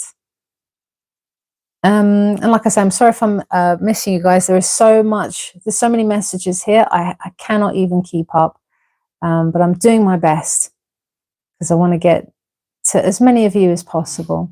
I used to work at a vet office. Yeah, side point. Okay. Helen, I have messaged him. Oh, when did you message him, Helen? What did he say anything? He doesn't even look at my messages. That's interesting. Is he away or something? I'm very curious. He said he doesn't look at my messages, so he hasn't seen it yet. Not that he doesn't look at it. He hasn't seen it yet for one reason or another. Of course, we don't know what's going on in his world. But it's interesting because he suddenly came in and then was asking to meet up, wasn't he? So I don't get put off by this because it's like what happened with my first SP. It's like came in contact and then nothing. And then a few false promises, and then came in and met up, and then went back to the third. Like literally, I don't even try to work bridges out anymore. Homeopathy. Ava, thank you, darling. I like homeopathy. I have used it before. My sister had terrible, terrible, debilitating allergies, and it was only homeopathic remedies that helped her. I never actually thought about homeopathy for dogs. I never thought about that. Message Dr. Steve, he is a holistic vet. Oh, Deborah, yeah. Do we have to wait if we message? Doesn't that take us more initiating and trying to get them to pursue? I'm confused. Message.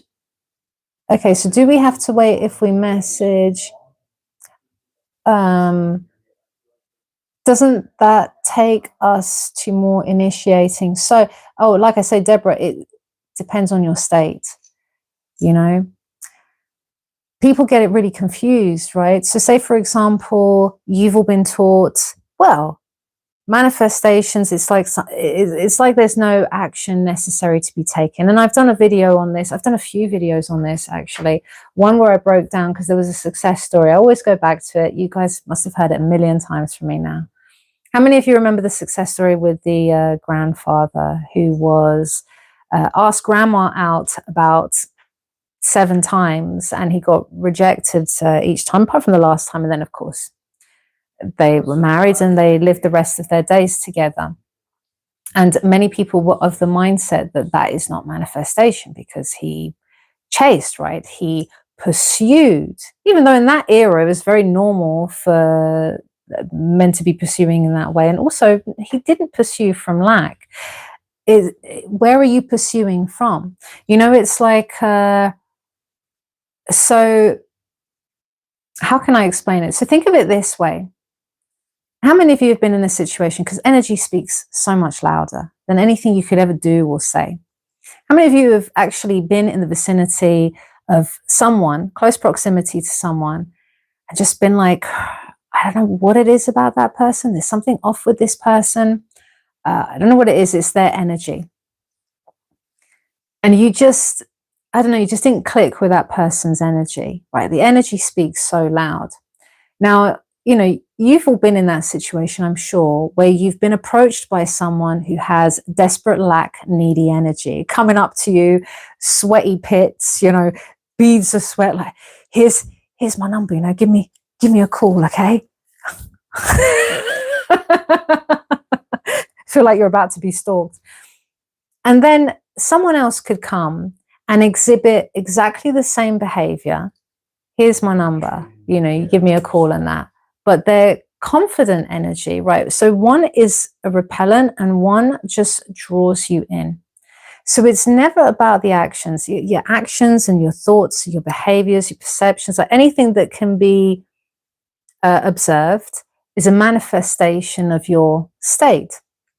And so in order to know what state you're truly occupying, you should be looking at your 3D reality, your patterns, like I say, your perception, your interpretation of things. That will tell you a lot about what assumptions are running the show here. I look to people's language. I listen to what people say. So that's how you know what state you're occupying.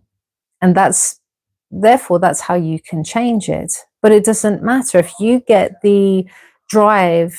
For example, my second SP, I think I reached out to him first. After a year of nothing, I think I reached out to him, and then we kept bumping into each other. Like I say, it was so long ago. He was only here yesterday, actually. Like I said, they're still in my life to this day. It's actually he's closer with Joseph than he was with me now. But yeah, that doesn't mean it's a failed manifestation. It's like, what are you inspired to do? You will take the action that you're inspired to take at the time. But if you're taking it from the right state, it is the right action. We'll all be moved. We'll all be moved to play our part. When I try to go through, was it viralist? I think when I try to go through the imaginary act, I see the negative instance pop up more, which disrupts my meditation. I try to forcefully visualize positive. How to tackle this? Well, first of all, don't try to forcefully visualize positive. I mean, force. And I've done videos about this before too. Like, none of this should feel forced at all. I don't think I've ever, and none of you have ever, manifested anything through the force of will to try and bash the subconscious into submission. Remember, you create fertile soil within, fertile ground for a seed to be planted through the relaxation. That's why, SATS is so effective, or the hypnagogic state, so going into a state of hypnosis or a meditation or a breathing exercise where you can just be shut off your senses to the outside world, and then gently, whatever way that comes to you, whether a scene comes into you, whether you have to ask questions. Sometimes I have to do it. Sometimes I ask myself questions that then brings the subconscious to to the forefront, like I've done in my videos too. I've done that with my clients. I've demonstrated how I'll ask some questions that then put them into a scene. You could ask yourself, well, you know, what would it be like if my wish was fulfilled? How does this version, for whom this outcome is already real, how does this version of me react to this outcome? And, you know, let your heart and soul and mind and subconscious, your higher self, whatever you call it, let it do the rest. But if you're getting these negative instances as well, then okay, maybe I want to take a look at them. Are there hidden assumptions? It's just saying that something's not being processed here. And actually, during a point of meditation, I mean, it happens with my clients through hypnosis. It's not uncommon that people have messaged me saying, you know, I feel more anxious. You know, we do it in my Discord workshops. I'm going to do one this Sunday, right? Group hypnosis. Many people come out with really profound, amazing things happening. But many people also say, wow, I feel more anxious since that. Wow, I feel more.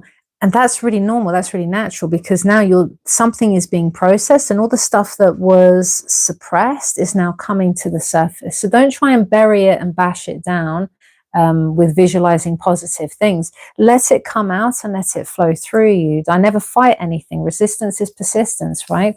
Let it flow through you. See it, observe it. Is there anything I can learn from it? Is there something here that's asking to be processed?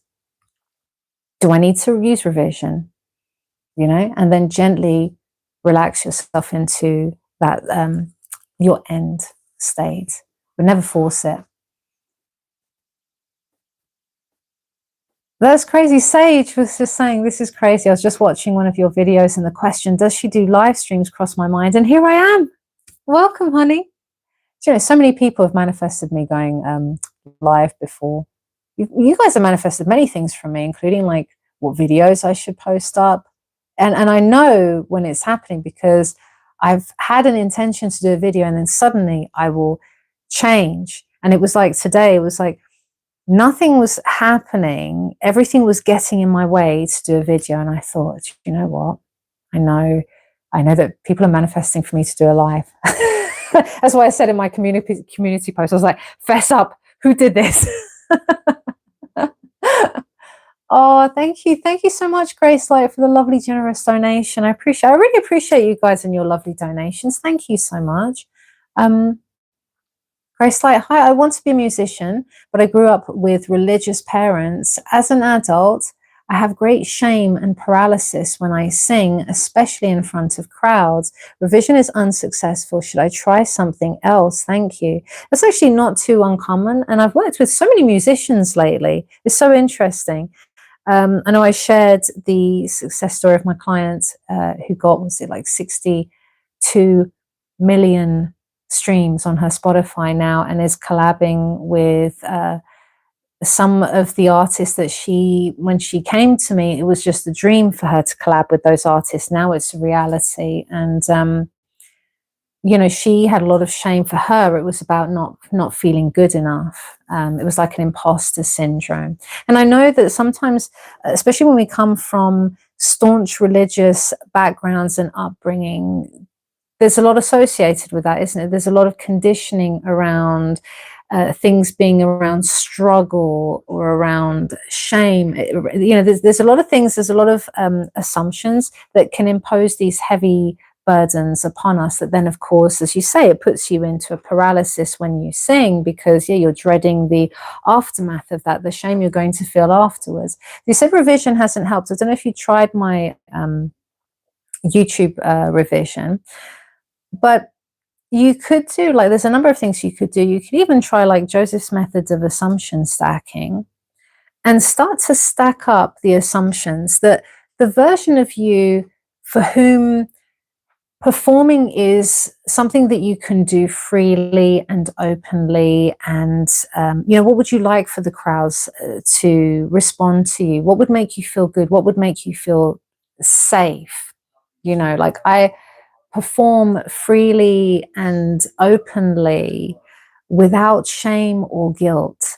I feel free in my heart when I perform. I enjoy singing to the crowd and seeing faces light up or something. You know, start stacking up the new assumptions that this version of self would experience. And, you know, you can make it quite sort of general at first, you know, that my old programming or my parents' programming or conditioning, or you know what I mean, doesn't act as a burden on my life anymore. I've taken the things that my parents have taught me in a positive way that only allows me, enables me to grow and to flourish in the very things that I love doing. You know what I mean? I know that some of them can be quite general, but some of them are tackling the situation with, you know, like your parents, and as you say, the religious aspect of it, the shame.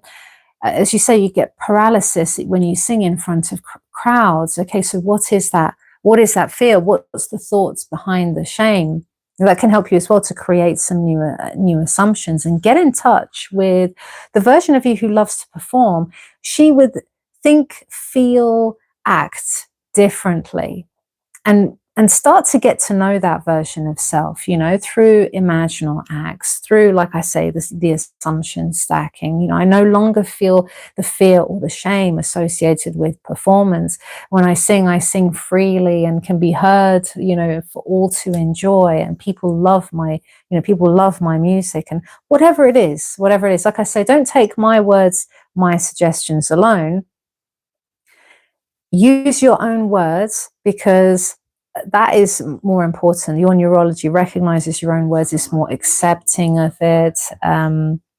But yeah, I hope that helps. You can definitely turn that around. You know, and also just kind of reframing the situation of what is there to feel shameful when you're sharing your art, your passion with the world, and it's something that brings joy to people. Music changes people's lives, you know. What is there to feel shame about, right? You know, I hope that helps you a bit.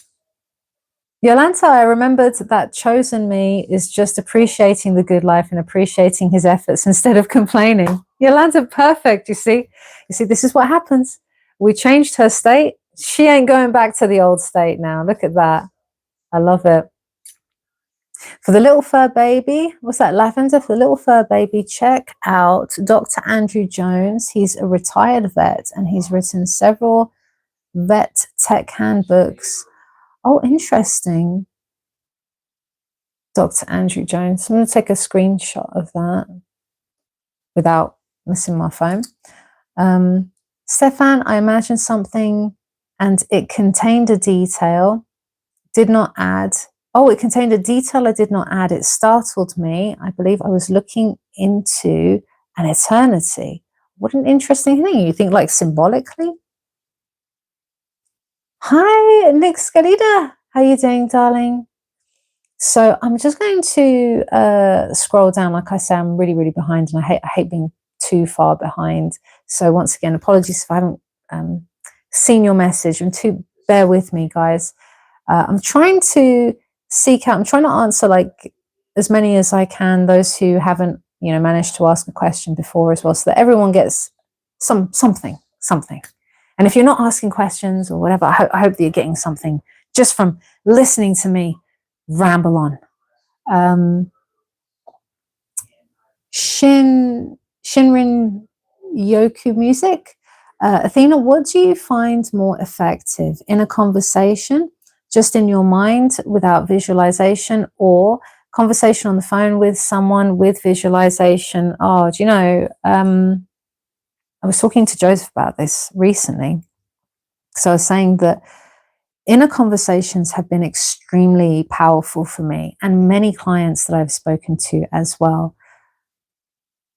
If you can utilize visual with it, I mean, fantastic. If you can't, it doesn't matter. The idea is what gives you that experience. If I'm connecting with a version of self for whom this desire is a given, and I'm connecting with, you know, for example, if it's an SP situation, if I'm connecting with the naturalness of being chosen in that person's world, being their one and only, being loved, being committed to, if I'm connecting with that, then what is going to give me that experience more realistically? When I think about my major desires, I have to admit, for the most part, there was visual as well as auditory involved. But there have been many occasions where there hasn't been any visuals, where I've done inner conversations when I'm doing passive imagining in the shower. I've got a video about inner conversations that goes into it, and a bit of the science behind it for those who are analytical, logical thinkers. That I did a while ago, and I might do some more about that, because it is just so powerful. But don't give yourself a hard time if you can't visualize with it, just to have that inner conversation, because it's something so natural and we do it all the time. How many times are we sitting there driving or going for a walk or whatever, and you're replaying some sort of conversation? Normally it's some sort of argument you've had with someone where you're just like, I wish I said this and I would have said it this way. And we keep that argument and that hostility alive. Most of you are arguing with your SPs in your mind. But yeah, I hope that that helps anyway. I know my manifestation is done, but how do I stop thinking about it? Rosemary, who said you had to stop thinking about it? Why do you want to stop thinking about it? You see, this is the biggest misconception. And I did a video on this not long ago, actually, about thinking about it. I think on the thumbnail or something, it's like, it says the word thinking, so and it's got a picture of a brain. Rosemary, if you haven't seen that already, I do recommend it, and it will just maybe alleviate a lot of your pain, because once again, what are thoughts? Manifestations of your state of being. Now, for some of you, you will set an intention and you will forget about it. When I set an intention with Joseph and I imagined him, because my bridge was like spanning 4 years, well, I wasn't going to be thinking about him every day for 4 years. Plus, I didn't really have any connection to him. It was someone that I saw online that I liked, that I accepted that we were connected and that he would like me and I would like him, right? We had no history or any sort of obsession. So it wasn't a manifestation I was thinking of at all. I kind of forgot about it, and then it would come back into my awareness, and then I'd be like, yes, I'm manifesting someone and stuff, and I've mentioned it in my lives and my videos, only because I'd already planted the seed. I wasn't doing anything for it at that point. So yeah, you'll have desires that you forget about completely and rarely think about. Then there'll be other desires that you think about every single day. And again, that is not a problem. My first SP, I had a lot more attachment to. He was my very first love, my first serious boyfriend. We had years together. It was tumultuous, but there was a lot of love there. We didn't really have much of a closure at the end of our relationship. So for him, yes, I was thinking about him quite a lot. But like I say with anything else, like I've said to you guys before, the issue is not the actions, not the thoughts. Who's doing the thinking? Who's taking the action? That's it. Who am I? Who am I in that point? And the version of me who was thinking of him those first 4 months every day was having thoughts like, why is he doing everything with a third party that I wanted him to do with me? Why is he treating her better? I can't believe they're still together. Like, why didn't he message me? Like, you know what I mean? Victim mode, that of the rejected. Who am I in that moment? I was the rejected, the betrayed, the replaced, everything I didn't want to be. Changed my state. Okay, that was my first SP manifestation. Took me around 4 months because of that. Changed my state, made that my home. Suddenly was feeling much more confident, was posting stuff online, was living my life, even ended up dating someone else for that year. And he starts spying on me. The dynamic changes. Instead of me being jealous of the third party, our relationship switch. Remember, everyone's influenced by me. I allocate myself the role. So if I am the chosen and the prioritized and the unforgettable, etc., well, it makes sense. Third party now had to become second place. And she felt it. She started spying on me. SP started spying on me. Right? The whole dynamic changed. But it's all about, who do you say you are? And my thoughts at that time, because I didn't stop thinking about him, they weren't as frequent. It wasn't like an everyday obsessive thing. But pretty much every day I would have a thought about, I wonder if he's thinking about me. Oh, I wonder, I'm expecting him to come back. Literally, there was no force. It was not affirming a thought. It was just, I'm carrying on with my day. and bam, these thoughts are coming in, you know, I wonder, I know he's thinking about me. I really felt that he was missing me. And those were the things that all got reflected when he came back. I hope that makes sense. So try not to stop your thoughts, because when you change, your thoughts will change. You might not think of it, or you might think of it, but your thoughts will be in harmony with your desire. And that is a big tell for the fact that you've shifted on a subconscious level. Thank you so much for the donation. What is that? A mother's remembering. What a beautiful, I like that. A mother's remembering. Thank you for your donation, sweetheart. And you ask, manifesting an SP, was it intentionally the last 4 years? He's always in my field, even if I'm seeing someone else. We have times where we run into each other back to back. I'm not sure why it's not connecting.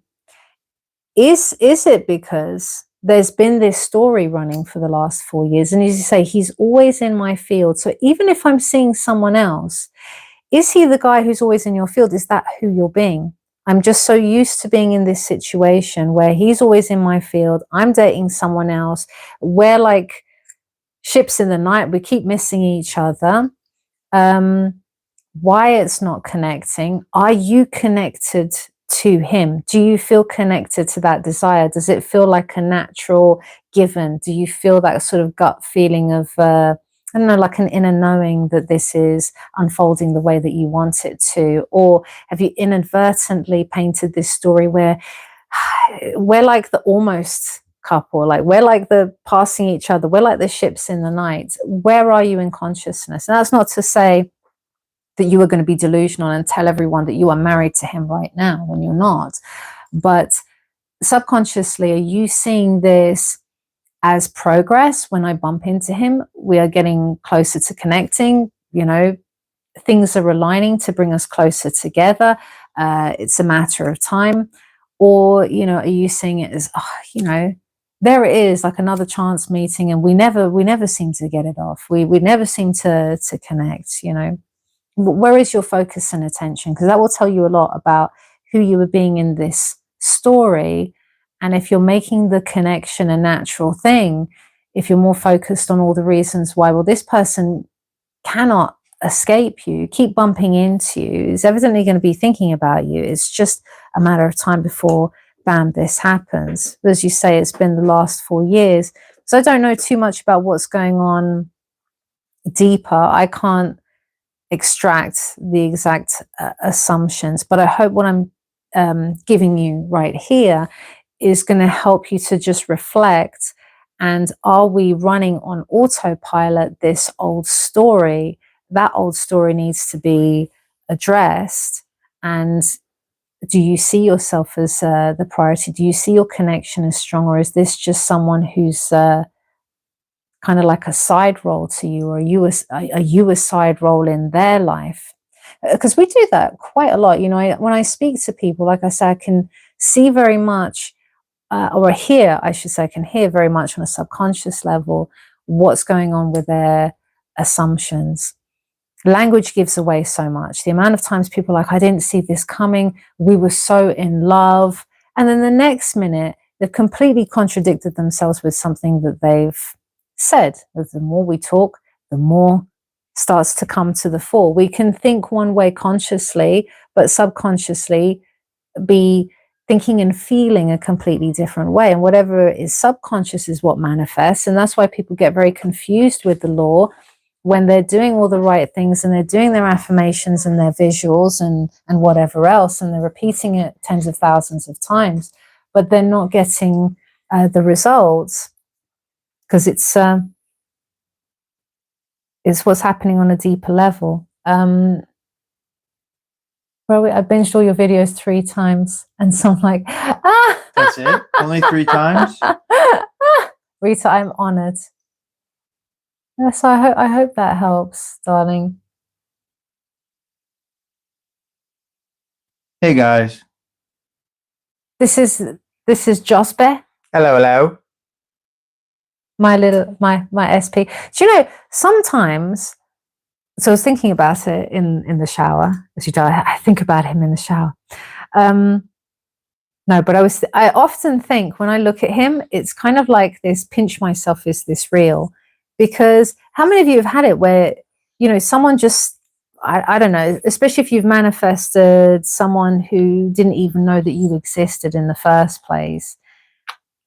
And I mean, there was so many obstacles with you. It was like, you don't know who I am. You had, at that point, tens of thousands of subscribers. You had thousands of girls who had crushes on you and were no doubt manifesting him. You had a girlfriend at the time. There was all these sorts of things. You hadn't responded to my emails. So sometimes I just think to myself, that fateful day when I just imagined and I just dared to assume, and I planted that seed. And I just think to myself, you're in my kitchen. You're on the sofa with me. Do you think that sometimes? No, I do. I really do. Because sometimes I look at you and I'm just like, you were just a face on my screen. You were just like a little voice thousands of miles away. Hi, my name is Joseph Alai. Welcome to my channel. And now you're here. And now little Bean is just so attached to you as well.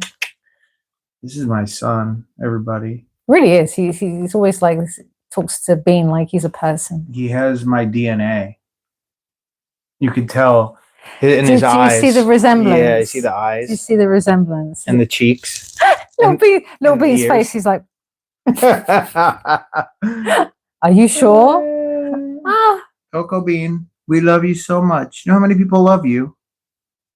I'm just gonna scroll down here because I'm so behind. Once again, apologies, everyone. And I love that you guys are talking to each other and helping each other out too. That's what I really love about this community. I just want to say thank you, because I do notice that in the comment section we have such a nice community. Like, everyone is so awesome, incredible manifestors, miracle workers, people that inspire us. Like, I'm always reading out the success stories I get to Joseph, like the emails or the messages, the WhatsApp messages, the Telegram messages I get even from my clients. So it's always like, wow, like, we've been doing this for years. You guys blow our mind. It's just so inspiring. So thank you for sharing. Yeah, let me bring this a bit closer. This is how Coco likes to be, by the way. He likes to be my scarf.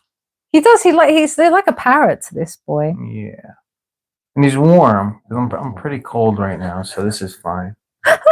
He just took a deep breath. He's like, finally I'm home. You know, when they sigh, they do that deep sigh. Yeah. They're just so comfortable. And he's just like, I can't even do it. It's like he's half snoring. Yeah, good boy. Such a sweet boy. Oh, what's it? King Atlanta supporter. What's it feel like? What's it feel like to be manifested? So you don't. So actually, I have two answers to this. One way is just complete unaware, right? You could have no idea. You know, like, it wasn't until we spoke and we started to go back and forth that she found out that she fit my list, and then I found out that she manifested me, right? So in that case, there was really no, like, there was no actual feeling of one that you might expect. However, what that does lead to is a lot more confidence in the relationship. Whereas you might be worried if this is going to last, is this too good to be true? A lot of these things that I've felt before in relationships, is this girl really, is she a good person? Is she going to cheat? Is she a liar? Just the standard questions after experiencing a lot of different relationships. You trust someone, kind of, well, at least for me, I'll speak for myself. I'm a bit more paranoid. So I'll ask these questions to myself. But in the case of Athena, I was allowed to rest assured, which is a very, how do I even say it? It's something that's not generally something I could do with a relationship ever. Yet full assurance, because I knew where my scene was headed, which meant both of us, she fit the criteria of my scene. Therefore, I know she is my manifestation. And likewise, the opposite is true. So that was really amazing. Another interesting thing, though, separate incident that occurred. Do you want to sit down, baby? This was, I met someone who was from Italy. She was one of my subscribers, and she did a call. She called me on voice chat, and I suddenly smelt a very strong smell of cigarettes and alcohol just hearing her on the phone. And I was in my bed. There was no cigarettes and alcohol. No one in my house smokes or anything like that. This is back when I was in New Jersey, right before I moved here, like a month or two before that. And so I had this clairsentient thing. It was a smell. So I told the girl on the phone, I asked her, I said, I smell this, are you smoking, blah, blah, blah.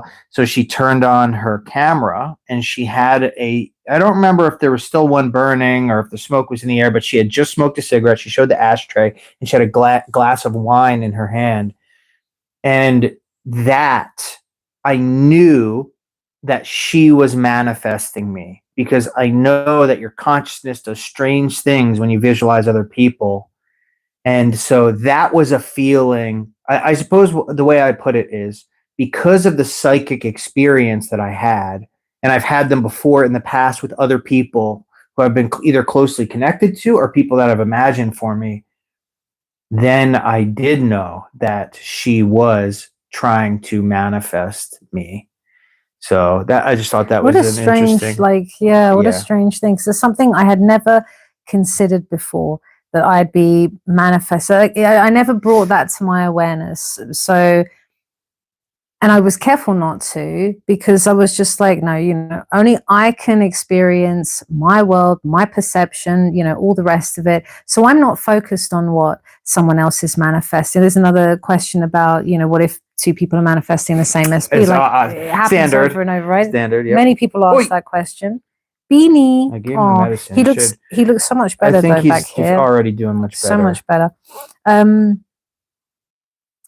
But yeah, I never brought that into my awareness, because, I had situations where third parties were involved. So I didn't want to inadvertently put myself in a state of competition. It's only I control my experience of reality, right? How I perceive it, how I walk through it, what identity, what state I occupy. But yeah, I am aware, like I said, even doing this today, I was just like, I'm aware someone is manifesting that I do a live. Someone is manifesting something, because it was like there you go. Oh, there we go. Disconnected then. Every roadblock that I could experience to making a video for today, I experienced it, whether it was my schedule blowing up, whether it was just like stuck for ideas, whether there was success stories that I'm waiting upon from a couple of clients who had promised to share, who still hadn't gotten back to me. One of them sent it and then retracted it because she wanted to reword it. And then I found out you had set an intention, which ideally this had worked out very well as well for something you were intending for too. So, we're all going to influence and impact each other. But that situation about, manifesting another SP, manifesting the same SP, just puts in so much competition. There was a story that I had shared from a girl actually who coached with both of us, and she had shared a success story. And I don't know what happened to it. And I think I may have accidentally deleted it when I was, again, I'm not very tech savvy. This is the problem. I was trying to rearrange. I was trying to rearrange my channel, like my videos, to make it easier for you guys, so that I would have these playlists, and I was trying to organize everything, and I think I accidentally deleted it. There was she had shared a story whereby she was with this guy. She really liked this guy. They had a great connection, but then things started to dwindle between the two of them, and she was well aware of this other girl was consciously manifesting this guy also. And what had happened was, this girl was successful in her manifestation. But our client, actually, what did she say? Do you remember this, by the way? Did she tell you about this? No. I don't. I just yeah. Go ahead, keep going. I don't remember at all. Yeah, so it was really. What was really fascinating is that my client started to get thoughts and feeling like, I really like this guy, but he's not the one. And she started to look elsewhere, and she set an intention for another dude at her, I think it was like a college or somewhere she was studying, met this other dude and was like, that's the SP. So that's the one that she actually came to us to manifest. And then she was aware of this third party manifesting her current boyfriend. And as it was, yes, the third party manifested the current boyfriend. They're now happily married. And our client went and manifested this other guy who was more of her match. So that's just one scenario. That was just one thing that that happened. But once again, I don't consider what other people are manifesting, because nor do I. There's there's only negatives to it. There's nothing beneficial to focusing on. Even take away the word focusing. There's nothing beneficial to even recognizing that perhaps someone else is attempting to go after a thing that you want. And there's only one of those things, whatever it is. There's no benefit at all. You create obstacles immediately by bringing it into the mind. Whatever goes along with the thought, there's someone else that wants what I want. The moment that thought enters into the mind, now you have competition. Now you have a time limit, time delay. Now you have scarcity. Now there's I could probably keep going on. Right, that's true. As opposed to only knowing that that person is there and that you're the only creative power in your reality. Because even if you thought to yourself, I will have greater power than others, but not full power, that will create assumptions also that limit your power. So you must come about it. It doesn't mean to be delusional, but for the greatest percentage or probability of you ceasing all power, you would want to come from the perspective that you are the only creative power. That would completely eliminate you accidentally manifesting problems, obstacles, other people in. There's literally, right? There's no benefit to even contemplating that at all. No. Even if it were true. Even if it was, say, objectively true that someone can somehow battle you to the death for a manifestation, just that recognition will manifest limitations, beliefs, battles, struggle. So yeah, that's why I never brought it into my awareness. Me neither. Never, ever. Yeah. Coco's falling asleep on my lap now. Halfway, his eyes are like closed, like half closed. Snoring a little bit. It's like zombie sleep. Oh. You familiar with, what's that say? The teachings of Bashar. No. Yeah, what Esther is it? Hey guys, just out of curiosity, are you familiar with the teachings of Bashar? His and Neville's teachings overlap for a bit, or is it just me? You know, it does. Yeah, I'm familiar with Bashar. Not extremely so, like not to the point where I've studied his works like I had, say, Neville's or Joseph Murphy or, you know, Genevieve Behrend or something like that, but familiar with it enough to know that, yes, there is a lot that he says does overlap with Neville and non-duality. But isn't he channeling, allegedly? Go ahead. Yes, please. he is. Please, I'm sorry to interrupt. No, he is channeling. And there is a lot there that also doesn't, or that could be relatively contradictory. It's more like law of attraction. Yeah, it's like Abraham Hicks. You know, yeah. So there'll be overlaps. Because there's overlaps with law of attraction with Neville Goddard stuff.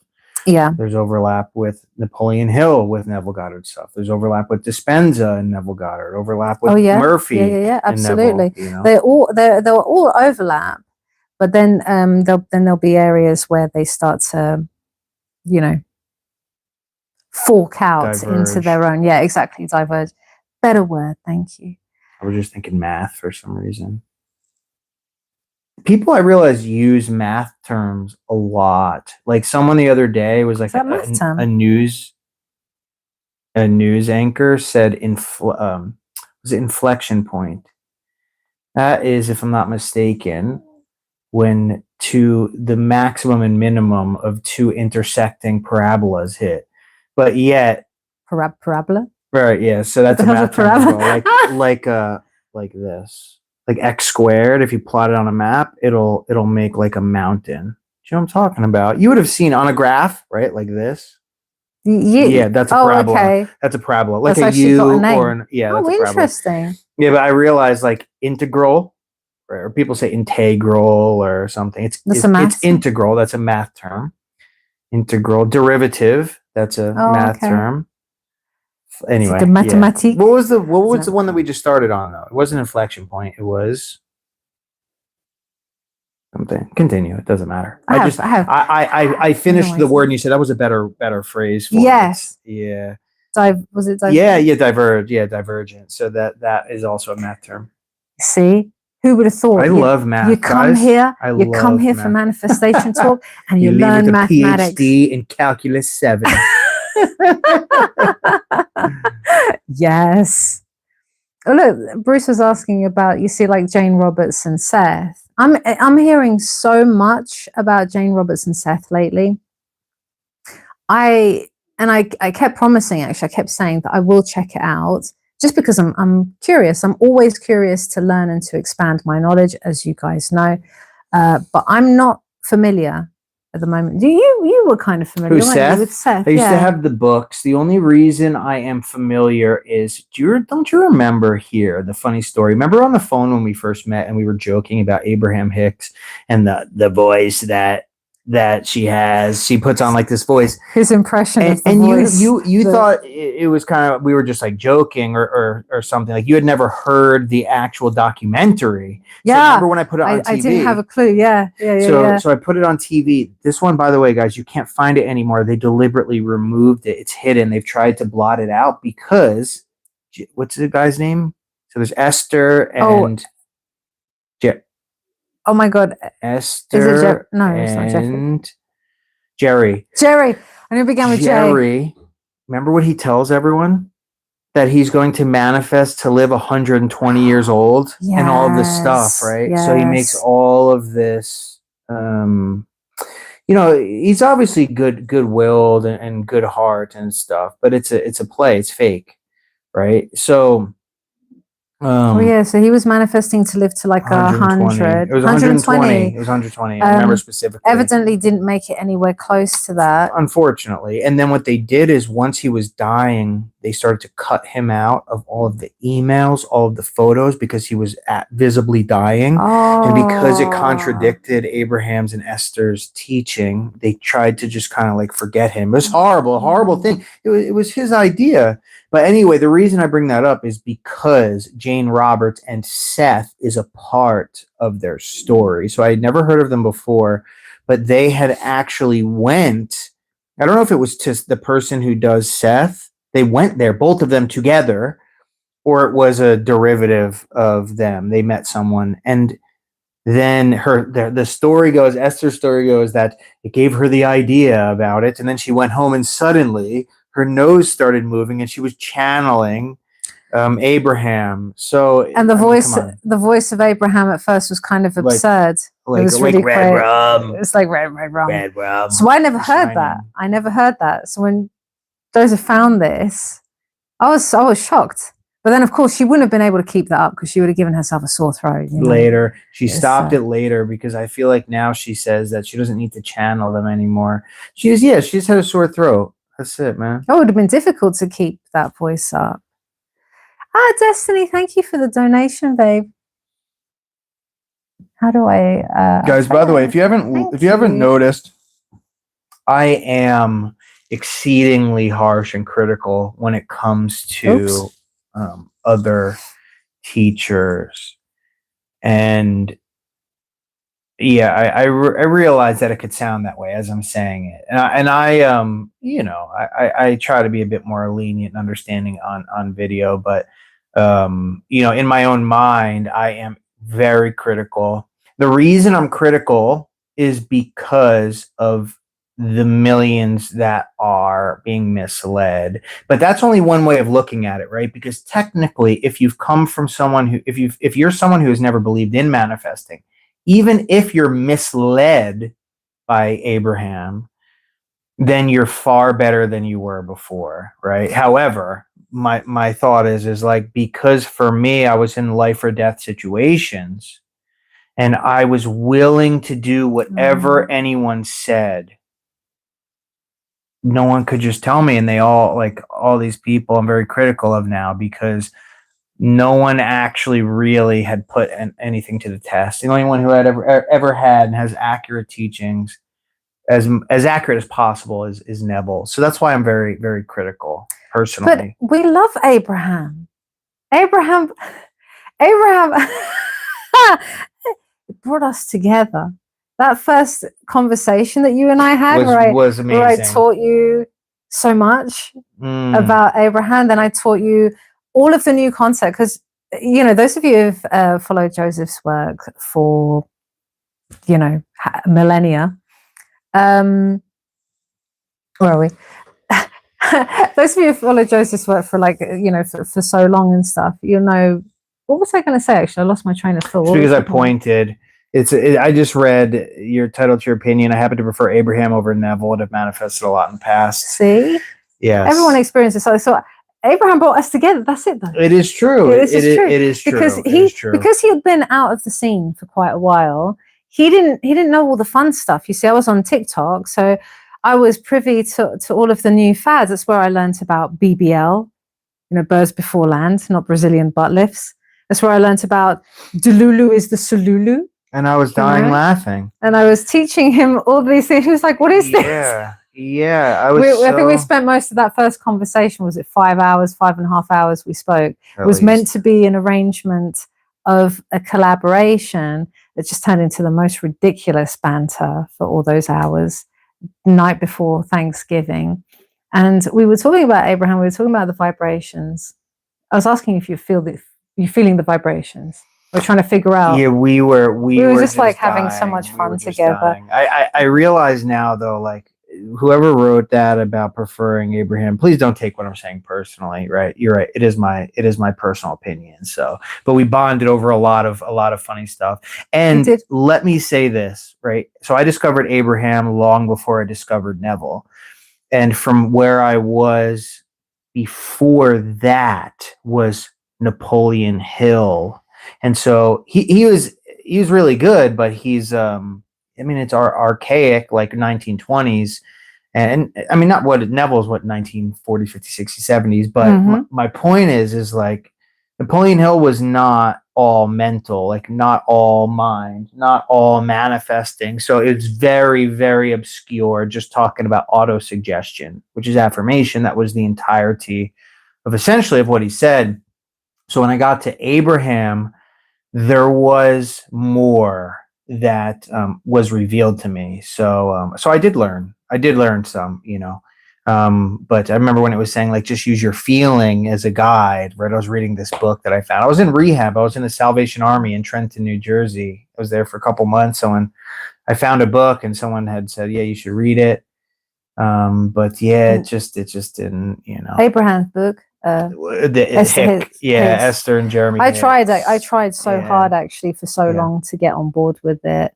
There was, you know, for me, the vernacular, it's like the vortex and the vibrations and stuff was a bit too abstract for me to get my head around at the time. But yeah, good times. I've taken something from every single teacher I've come across. Definitely.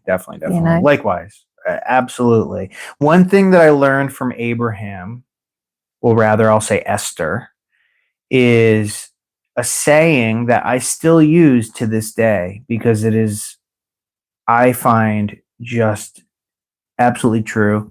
And it's about when someone is trying to manifest, when they are really locked up in a state of desire or stress. So in other words, if you're in extreme desire, extreme need, extreme want, or anxiety or stress, an attempt to imagine, oftentimes it's fruitless. But what she said was, always sail in calm seas. Don't sail in the storm. And what I took from that, and I found this to be invariably true, is if I'm in extreme, want or any of those things, I don't jump straight into imagining. I mean, I've tried that before. It's completely ineffective at all times. Yeah. I wait until I have in some way relaxed, in some way even just switched my mind to something else. Even if it's, what I'll do is I will imagine that I am peaceful. So I won't imagine the end. I'll imagine that I'm peaceful. And when I become peaceful, I will imagine the end. So, and that I've found has changed my life and countless others as a result. So, yeah. So, I mean, there, I've given my positive, I've given the cred to Abe. Give the cred to old Abe. Yeah. Good old Abe. Yeah. We owe it all to Abe. We do. We owe a lot to Abe, don't we? Bruce Wayne said you guys are like the Warren couple from The Conjuring, but for manifestation, hunting the demons, I've never misleading the teachers. This is so funny. I introduced you to the Warren couple, though. Remember? Because I love those movies. I love that. They were the old people, right? They're old now. Well, they're dead. Yeah.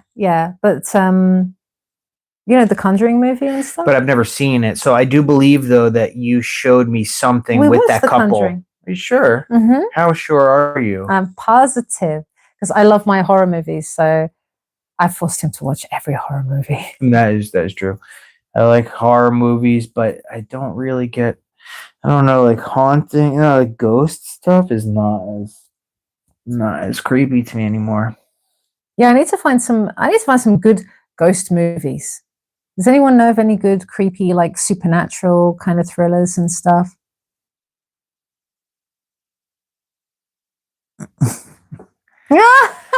Because you were scratching MX5 was saying the way you scratch Joseph is what my SP used to do. I always loved it. Really, isn't that interesting as well? And I don't really do it much. It's more because it's more he's got the present yourself. He's got this beard going on, so it's kind of like and Coco's over there. So I like to be scratching or stroking. I get why Coco likes it. Yeah, he was loving it up. I think he got too hot because I've put this heated blanket on full blast, and the poor bean, he can only manage it. You can only manage it for a bit of time. I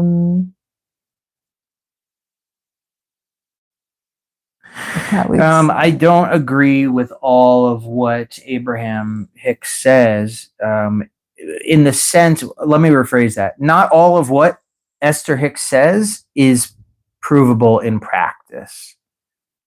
So when putting all of it to the test, piece by piece over the past decade and a half, not all of it pans out. Is it true that Neville's daughter died? Well, she was very old, and I know I sent her a letter once, but she was already like 90-something years old, and that was a long time ago. Oh, so wow. I wouldn't be surprised if she had passed away. Dolce Dreams is here. That's our babe, Christina.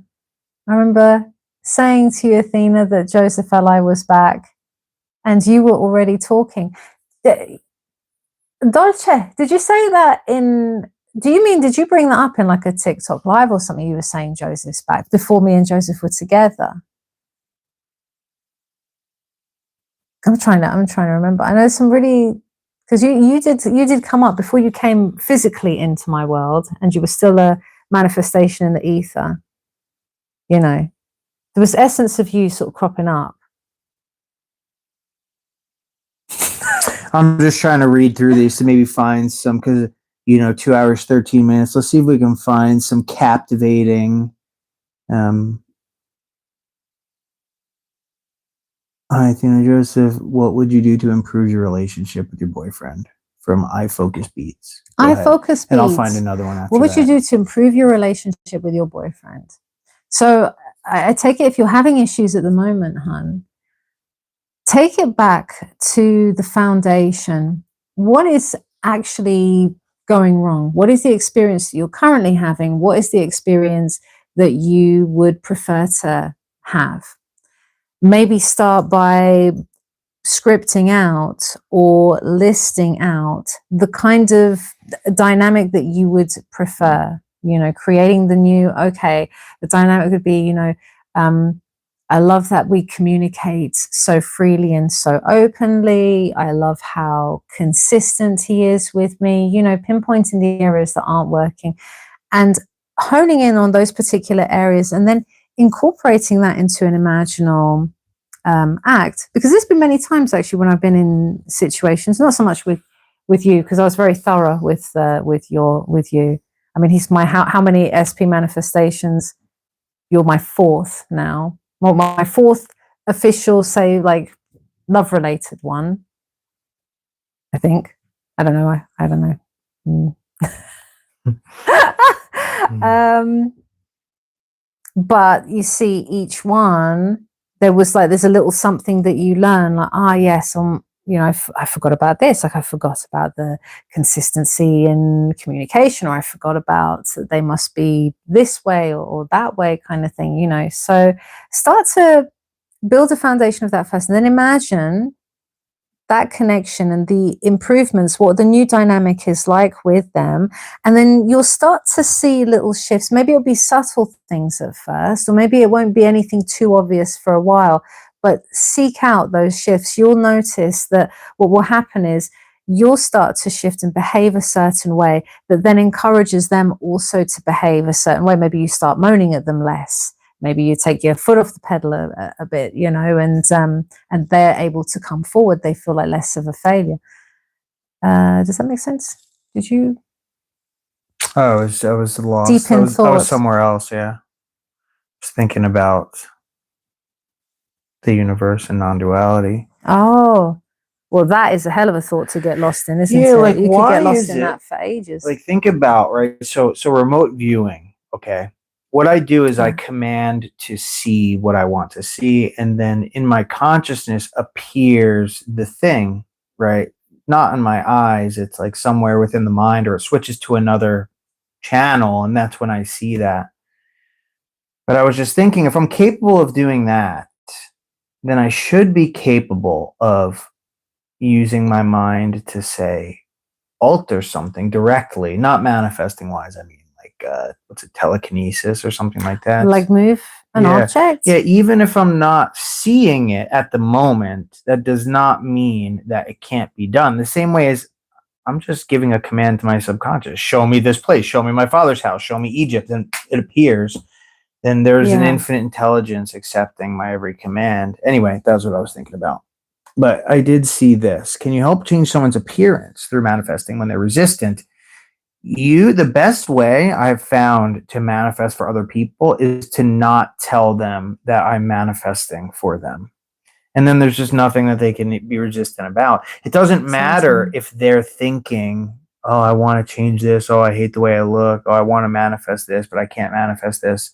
None of that even matters because you're the one doing it. Right. And so I just don't tell them. As long as I don't tell them, it seems to be much easier. Absolutely.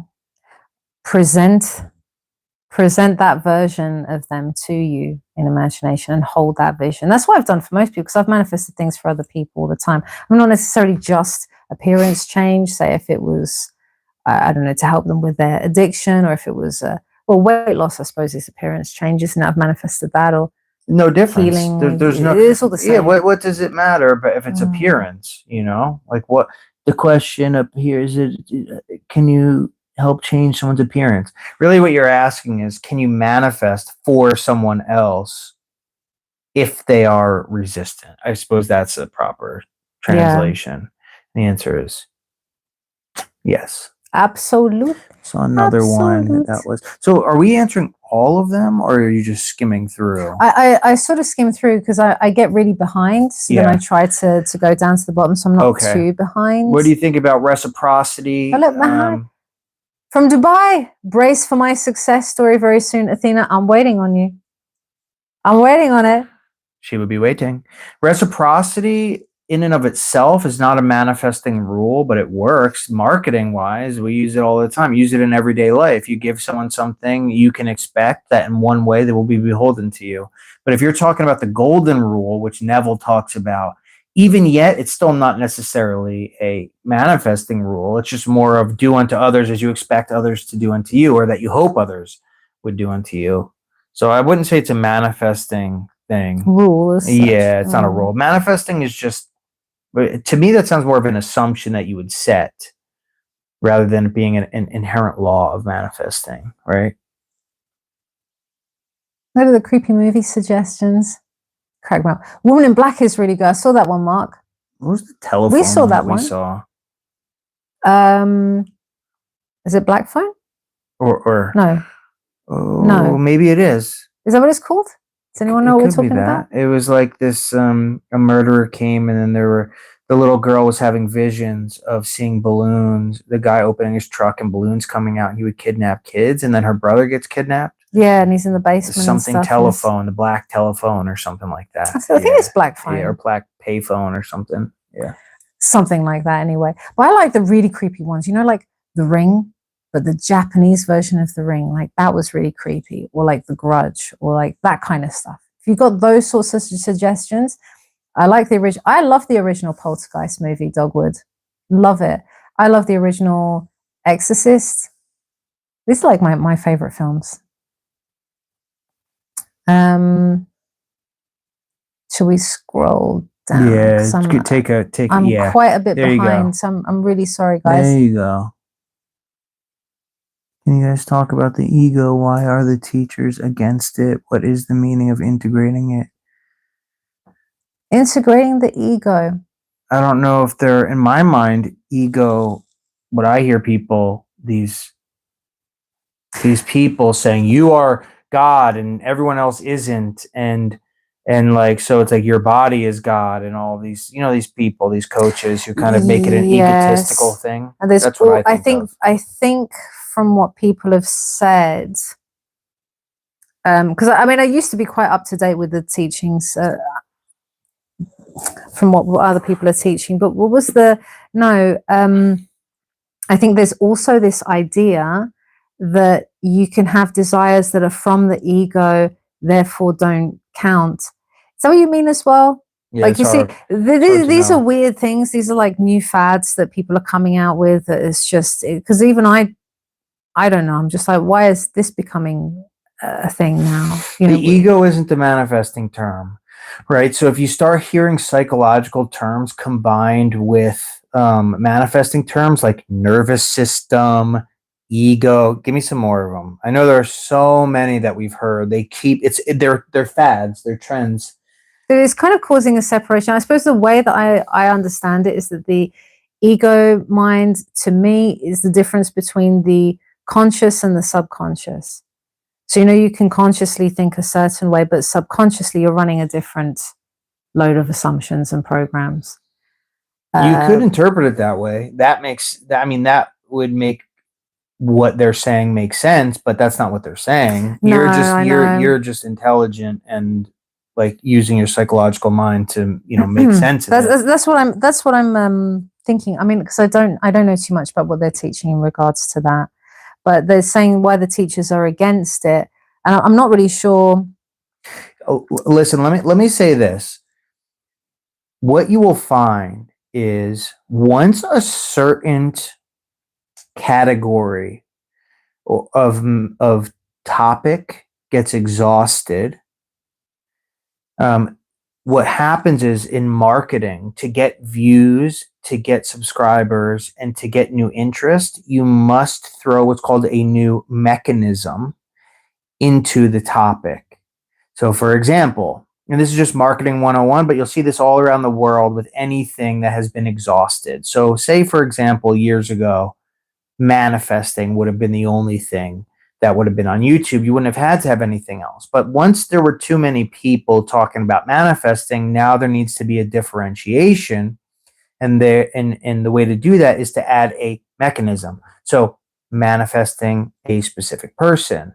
And then that's exhausted. So then there will be new angles. Regulating the Manifesting. nervous Yes, system. the nervous system. What's that term? Purging. Purging. What's the one that people's it's a term that means when you're in, and there's a word, you have to be in this term in order to manifest. Oh, the void No, state? it's something that these it are was all about a the year or these two are all the ago. fancy new things that you don't have to worry about. You don't have to regulate your nervous system. You don't have to worry about if your desire is coming from the ego or wherever it's coming from. You don't have to worry about the voids, what was there was there's so many others. Like I only learn it from, I only hear about this stuff from you guys and what my clients sort of tell me. This is nothing that we have ever worried about in our whole manifesting journey, no matter what we have manifested. And I've manifested a lot of things. I never sat there worrying about where is this desire coming from, and I must regulate my nervous system before I can have this, and there's the purge, I must look out for the purge, and all of this nonsense, you know. It's a word that meant like you are no longer in extreme desire. You are in, it was like a year and a half ago, and I remember Hope brought it in. I am now going to rack my brain because this is a word that it's a psychological term. Forget it, man. There's a lot of these terms. I'm going to think of it, though. But you guys will drive yourself mad with all of these different things. So keep it simple and keep it to the original teachings. Keep it pure. I call it manifesting pure. You can't go wrong. I promise you cannot go wrong.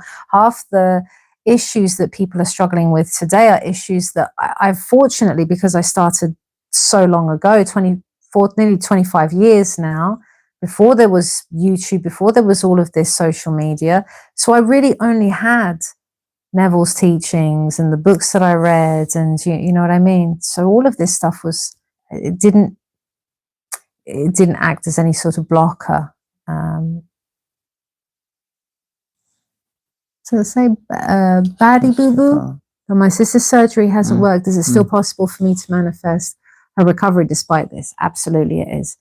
That success story actually of my client who manifested health for her mother who had the ALS, that might be a really inspiring video for you to watch, because even before she kept denying it. She was like, no, me and my mum are going to eat pizza. And for the most part, she was getting doctors. No, diagnosis was getting worse. She still had to have the surgery with the feeding tube inserted, even though my client, she didn't want it to go that far. But it did. It went that far before it completely made a miraculous turnaround. So, yes, you absolutely can. Where are we?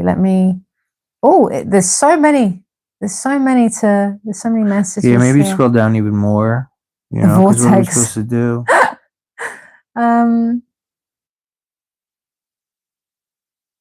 Where are we?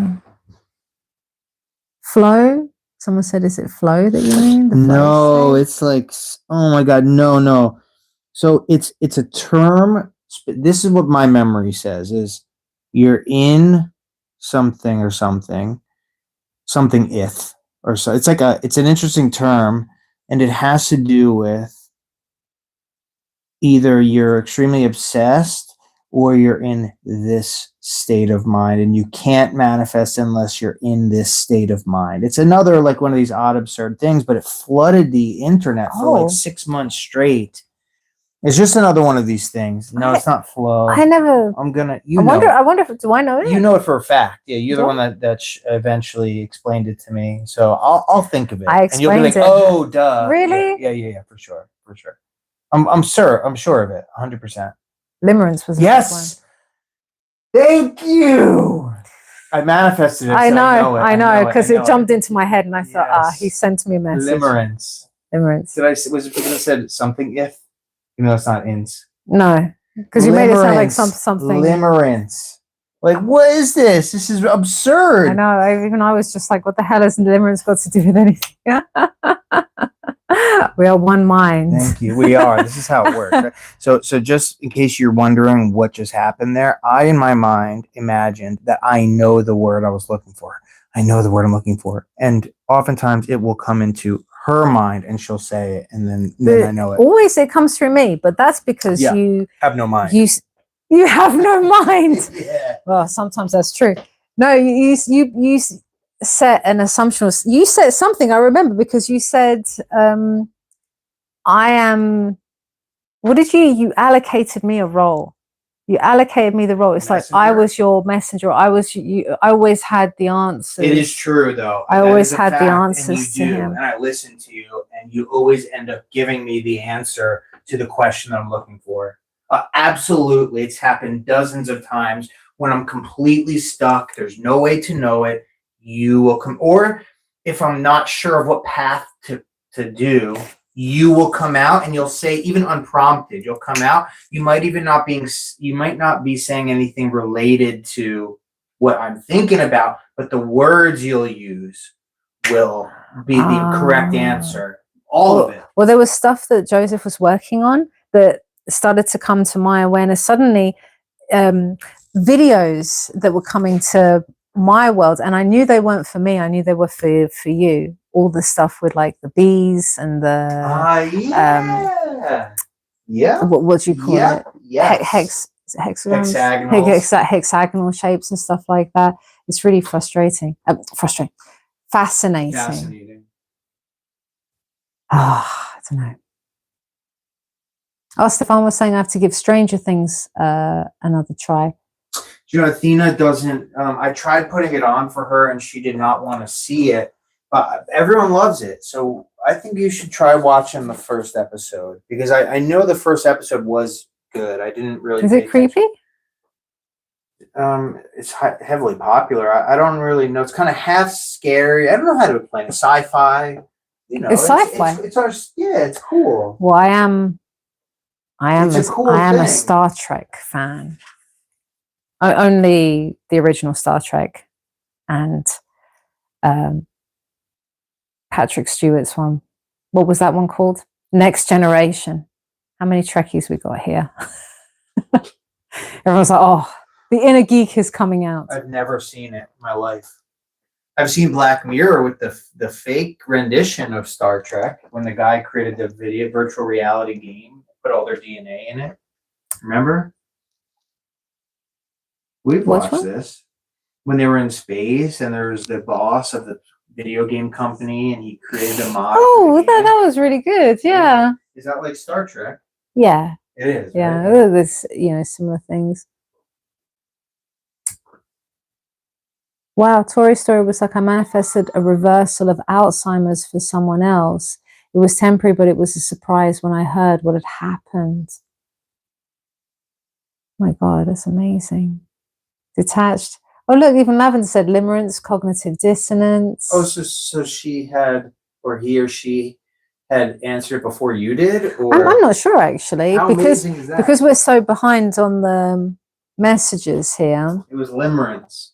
Imagine all that time it was limerence. It was bothering me so bad that it was burning.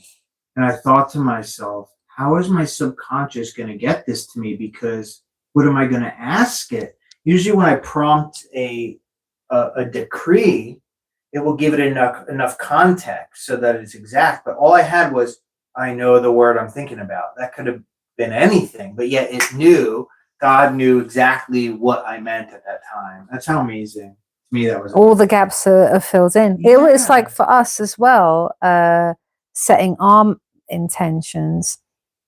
We had said there was so much that we hadn't thought about, that God filled in the pieces. Yeah, because you're not going to think about everything, right? You're not going to think of everything. You can't. But yeah, you cannot. You can't think of everything. There's no way. Real-time telepathy, Looking Glass was saying. Yes. So it's normal for us. We've still been doing. Has anyone else been testing telepathy? Is anyone else testing it?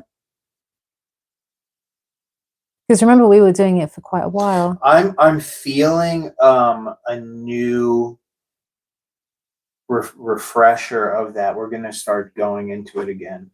There's a couple of times, right? So when I was in the shower, like I said, I always set intentions in the shower. One of my fun ones to do is, right, I have more telepathic and psychic experiences, but then I very quickly have to turn it off or stop it, because it just freaks me out sometimes. And also I wasn't getting at this point I wasn't getting any good things, because I was having all these dreams. So dreams that are like premonitions, not the same as normal dreams, and I can always tell the difference. And me and my mother had the same dream before she got these test results. We both had this same dream of her like in the hospital, and I was like, no, this isn't what I want, this isn't what I'm. And we both had that dream as well, so we knew that there was something up. And it was just things like that where I was just like, I'm having horrible dreams, like I don't like this. But the telepathic stuff, I mean, I'll do another video on it, and I kept saying I was meaning to do another video. Do you guys enjoy stuff like that? Because I know I've done a few on telepathy before, and you and I had tested it specifically, and we had some incredible things, and we tested it on our Discord members too. I've had one with I would call him a friend. He's kind of like he's not someone I speak to that regularly, but you know, we connect here and there, and I think I'd had some sort of vision or something, and Joseph was doing his inner fire meditations at the time, and this guy shows me this picture of flames. He just painted this canvas of flames with my symbol, my logo on it, and I was like, why the hell did you do that? I said, what was that you saw, like fire and stuff? And then Helen was saying she was seeing fire, and that was because of your inner fire meditation. See me in the center of a ring of fire. Right, like so specific. And we hadn't told anyone in the Discord about what we were doing or imagining, or what tests we were running at that time. I've sent some intentions to people, clients of mine, and I have spoken to them. This is what I mean about inner conversations. I spoke to them in the shower. So I've said to you guys, I haven't figured out how to make it where it works every time, 100% of the time, all of the time. I will say that so far, the tests I've been doing, I would probably say about 90% of the time. I'm still trying to figure out why, you know, with some it isn't. I think with some, maybe it's because I'm maybe forcing, maybe trying, but literally the most effective is when I'm not even doing it with any sort of major intention. It's like you're just letting that inner chat run. And I say to my clients, how are you doing? I haven't spoken to you for a while. Like one of them, she was going through a bit of a hard time and stuff. And I was like, yeah, I haven't spoken to you in a while. I hope everything is going okay. Why don't you come back and tell me, give me your update? I hadn't spoken to her for like a year. Another client I hadn't spoken to for like 2 years. Like I really do test it. I'm just like, because, you know, if I haven't spoken to them for a couple of years, chances are a lot of them have, you know, forgotten, or they don't come back. Some of them do. And literally within like the next day, normally by the next day I would hear. Not only that, not only do they get in touch, but they actually speak as though they've heard me, and they just start answering me. One of them, I was just like, because I knew he had a financial settlement, and I didn't hear anything from him. And he'd done a couple of imaginal scenes from Joseph. He and I had coached a couple of times. I knew anyway, I knew it's sorted for him, because I already set the intention, like he was going to be financially really, really good. Suddenly his bridge was kind of crappy because it put him in a, he had an accident, but the company and stuff he had an accident with, it meant that this insurance payout was going to be in the hundreds of thousands, except there was a lot of stalling, there was a lot of issues going on. He wasn't sure if it was going to happen, and then everything went dead, and I didn't hear for God knows, like, I don't know, a year or half a year, or I don't know, it was a long time anyway. I lose track. And I just happened to ask him, I kid you not, like the next day he comes in and was like, hey, Athena, so I thought I would sort of let you know about this. And this was sort of going on. Everything that I had asked in my imaginal inner conversation, he responded to. Even another client as well, like I say, she responded to it. I was like, what made you you know, share this? Because sometimes I'll ask really obscure things, and so they'll just be talking. And I did it with Natasha in the Discord, and because I was asking her live on this so that other people could see, you know, what made you say this? What made you reach out? What did you feel? What did you think? You know, you realize you answered my questions and stuff. Like, were you sort of thinking, did you have it just in your head? Was it just coming out on autopilot? It's just like really, really cool. So if any of you guys are like into testing this stuff, like please do. It's a lot of fun. And can you share with me your results and share with me what you think? Oh, it's that foot is still very sore. Yeah, share with me what your findings are. But literally, if you just do it in a really passive state, whether you're doing it in the shower, whether you're doing the washing up, or whether you're on a walk, or whether you're driving or something, having that inner conversation, or sending a telepathic message, and just see like what happens. Because I know so many of you have some incredible stories, and I really want to hear it. I used to watch that Star Trek with my grandpa. Jay, really? I love it. I tell you, absolutely adore it. Can you try to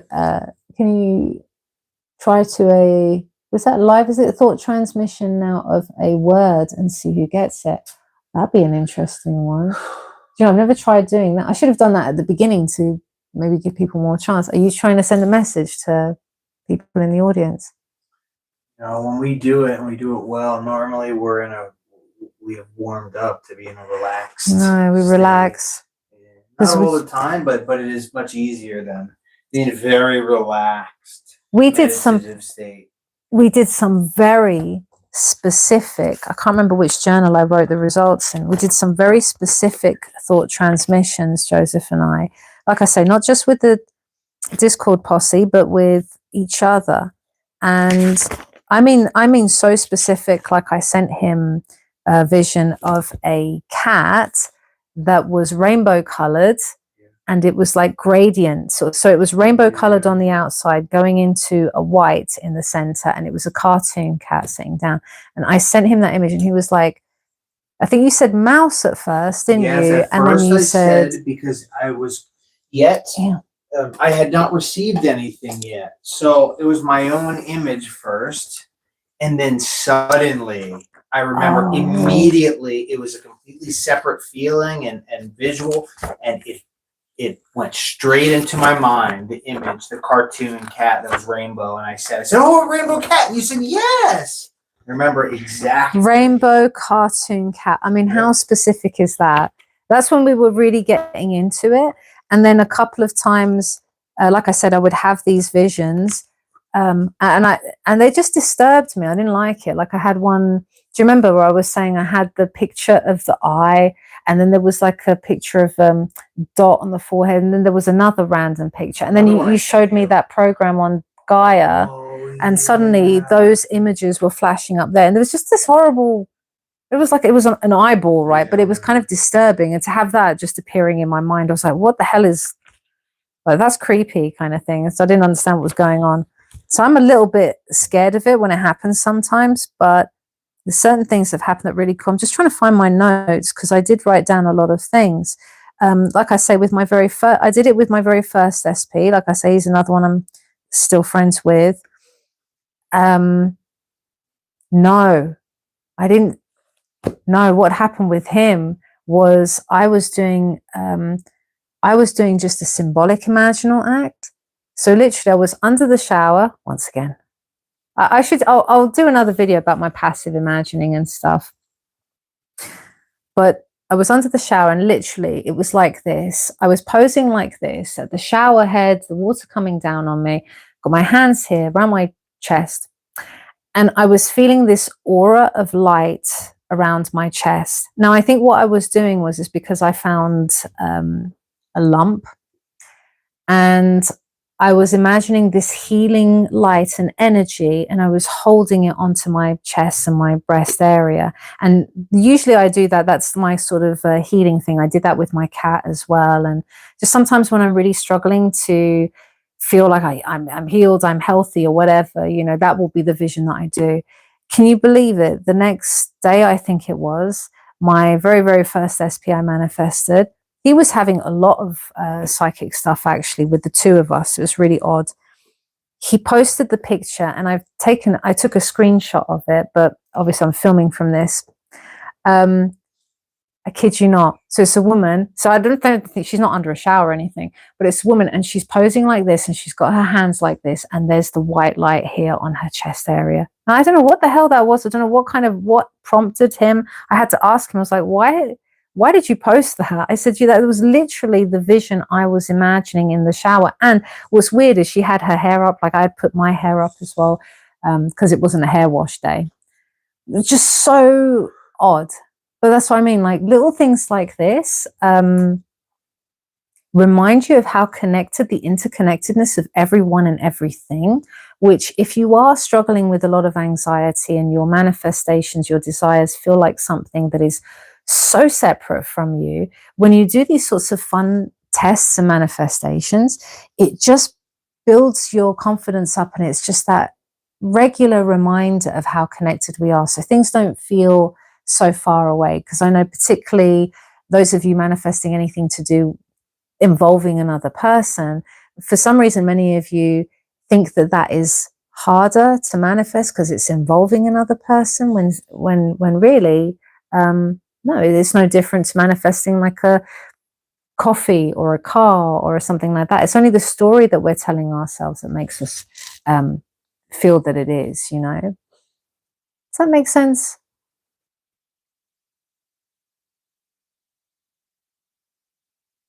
Let me sort of scroll down, and I'm a little bit behind.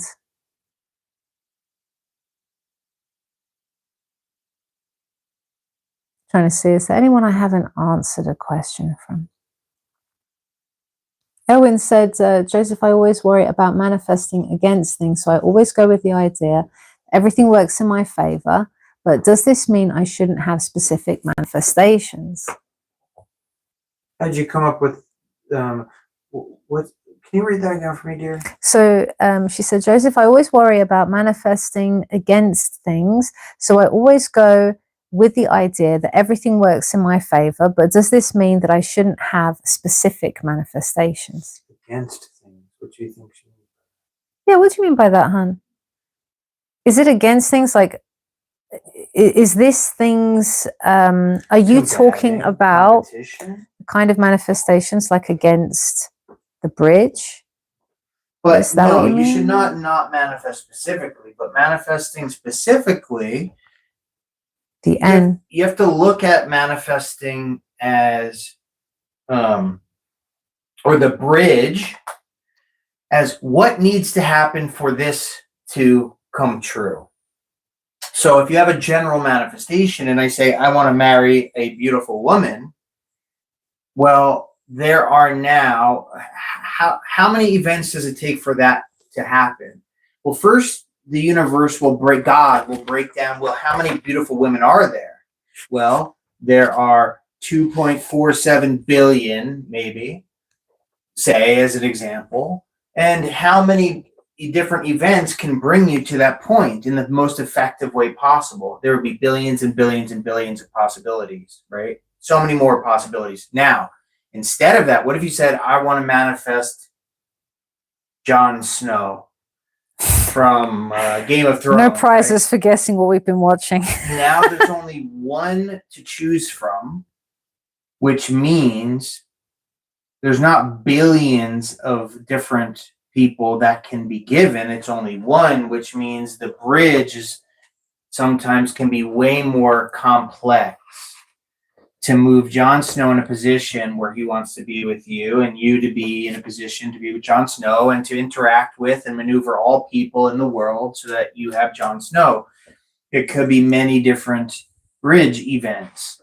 But now if instead you went general again, there would be far fewer things necessary to get you there, because there's probably already one, if you go in my case, a beautiful woman, there's probably already one beautiful woman who already would love a person just like you, or me in this case, and therefore the number of events that would have to happen could be far fewer. So really the point is just you can still have specific. There's nothing saying you can't, and I've done it time and time again. So have many people, so has Athena. But oftentimes you will find that general can produce faster, less up and down, left and right, reverse and backwards results, if that makes sense. Mm-hmm. I hope that helps, darling. I hope you could hear him okay as well. I think this microphone is pretty good. Where are we? Cat is sleeping and it looks so incredibly cute. I love that. I know Coco looks absolutely adorable. His little paws are a little bit red. He's a bit sensitive when I touch his front paws. I'm going to give him a little treatment. I just resent the email. Thank you, MX5. Use MX5. Thank you for sending that through, darling. Hopefully I've received it. I'm really sorry about that. Like I said, I respond to everyone's emails. It just takes me a bit of time, usually about a week to 10 days max, but usually about a week. And if you haven't heard back from me about your bookings and stuff, then give me a prod, but check your spam folder, because sometimes they do go into spam. I was trying to find my list of other things that had manifested from the thought transmission exercises we were conducting. But if you guys are interested in that, we can do more videos about it, and we can do like an experiment together. Actually, can you guys make more videos talking about the bridge of events and how to deal with it? Absolutely, Cecilia. I don't think you can have enough videos like that, can you? Certainly, Joseph and I have done many videos about that. The bridge of events. I have spoken about numerous bridge of events, numerous client case studies, bridge of events. And as you can see, no one's bridges pan out in the same sort of way. Everyone's story is very unique and different, even to the way that things panned out for me. Some manifestations panned out really smoothly. Everything slotted into place. Others were a lot more convoluted. Some of them took years. Some of them took weeks or days. Like it varies so much.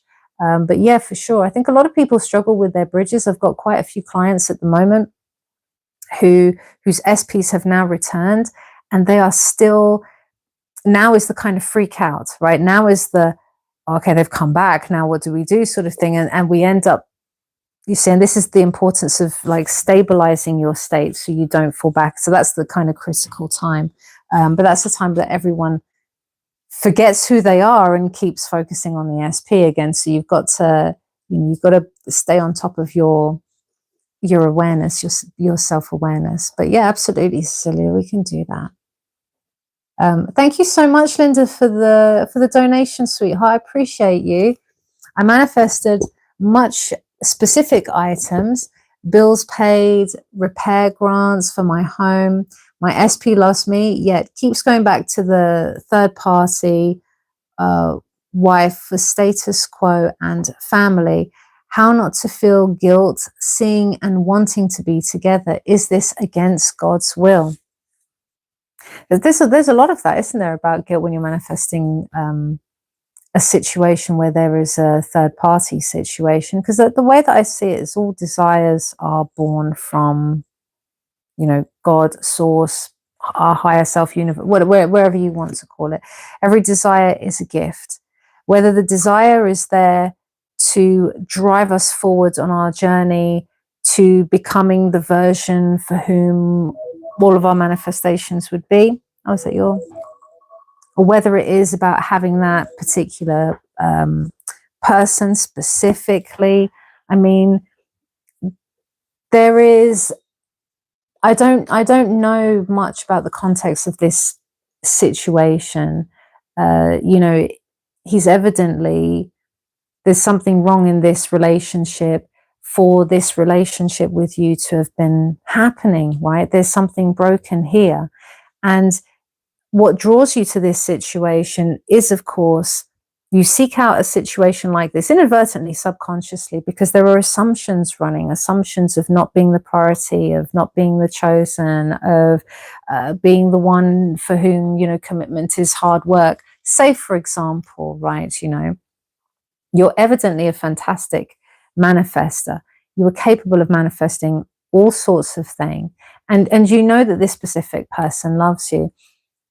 But you see, if you are operating from the state of not being the chosen, not being the priority, your experience of this situation is of someone who never fully commits to you, someone who keeps going back to the wife, of someone. But as you say that he's doing it for status quo and family, which I've heard before numerous times. And of course, that's not a healthy, sustainable situation where, they're kind of doing it because they have to, and everyone picks up on that sort of energy, particularly if it's an unhappy setup. But focus on who you are being, because it's not about them and what they're doing and their family unit. Like, who are you? Who are you that was drawn to a situation where you would be in this sort of dynamic? You know, can we change that? Can we occupy the state of being the priority, occupy the state of being the loved, occupying the state where you're not anyone's second choice, and let reality start to reform around that, where you're drawing people where you are the priority. The dynamic with him is going to be different as well, where you're going to see it as, yes, you are the priority, you are the loved. At the moment, this is a situation that isn't a sustainable situation. It's a situation that I can't even talk, situation that's already breaking down, isn't it? You know, so always bring it to yourself. The fact that you have the desire means that that ability to have it realized already exists. But it's up to you, like I say, it's up to you what state you occupy. You're not breaking up a marriage, you're not focusing on them. You're becoming the best version of self, the chosen, the number one priority, you know, the one who is safe and secure in love, right? The one who doesn't isn't waiting by the sidelines, right? You allocate yourself that role and allow reality to do whatever it will around that. That will make it feel better. That will alleviate whatever guilt you're feeling also. Selena, hi, I think I just got the chance to join. It's 5 a.m. my time. Question, how to manifest multiple desires. Selena, welcome, 5 a.m. That is dedication. Good morning. I don't know how you're functioning at 5 a.m. to be honest, but let's see. Manifesting multiple desires. I think I'm starting to flag a little bit. So I have, the way that I do, and I think Joseph will agree as well, is I always focus on one desire at a time. You know, only a few years ago, I had set numerous intentions, hadn't I? I had set intentions for my free living room, right? Freely decorated and TV, fireplace, everything free. That was a fun one I did. I set an intention to have my own business. I set an intention to be financially free and abundant and be able to afford this home on my own. I set the intentions for a loving, committed relationship and the end of my old relation. I set all these sorts of intentions. And so sometimes, you know, I've heard it said, yes, you can do a scene that encompasses a few of your desires. But the way that I prefer to do it is I prefer to focus on one specific desire at a time. I allow myself to embody that desire and then I move on to the next. Maybe I'll focus on the embodiment of, like, when I was imagining my free living room, I think I only did that imaginal act a couple of times, and I let it go. The business thing, again, I think I did it a couple of times, and then I let it go. And it was something that I came back to and occupied maybe as a thought when my manifestation was coming to fruition. I was getting more driven to do things. So yeah, you can allocate maybe a few days or a week or something to just embodying that state, whichever method you prefer, whether you're scripting it, whether you're imagining it before bed or passively imagining it in the shower, and that you've got that strong intention, getting clarity, you can list it out and then move on to the next desire. And then you might want to revisit the original desire as well. And then all these seeds are planted and just let them unfold. And you might find that some of your bridges intermingle, like my bridge for my perfect person and the intention I set for that intermingled with my bridge for Joseph Alai and became one. Just like my horrific bridge of events with the PTSD and the chaos that I went through was a part of the perfect bridge that manifested actually everything, all of those desires that I had that I just listed out to you guys now. I hope that helps. So I'm going to, it's been nearly 3 hours actually. There I was thinking, oh, you know, I'll do a couple of hours and stuff. I get so caught up with you guys. I have a lot of fun talking to you all and hanging out with you all. So thank you everybody for being here. Spellbound, I just saw your donation. Thank you so much, sweetheart. Spellbound by Love. That's my babe. My babe, how you doing, honey? It's so good to hear from you. Spellbound by Love has been with me since the beginning. Same as Dolce, same as there's a few of you, like I said, have come from my TikTok live days and have been with me since the beginning and have seen me progress and have seen my incredible manifestations unfold in real time as well. And it's I love you guys. You all have a special place in my heart. Will this be saved? Yep, Sophia. I think it's naturally saved anyway.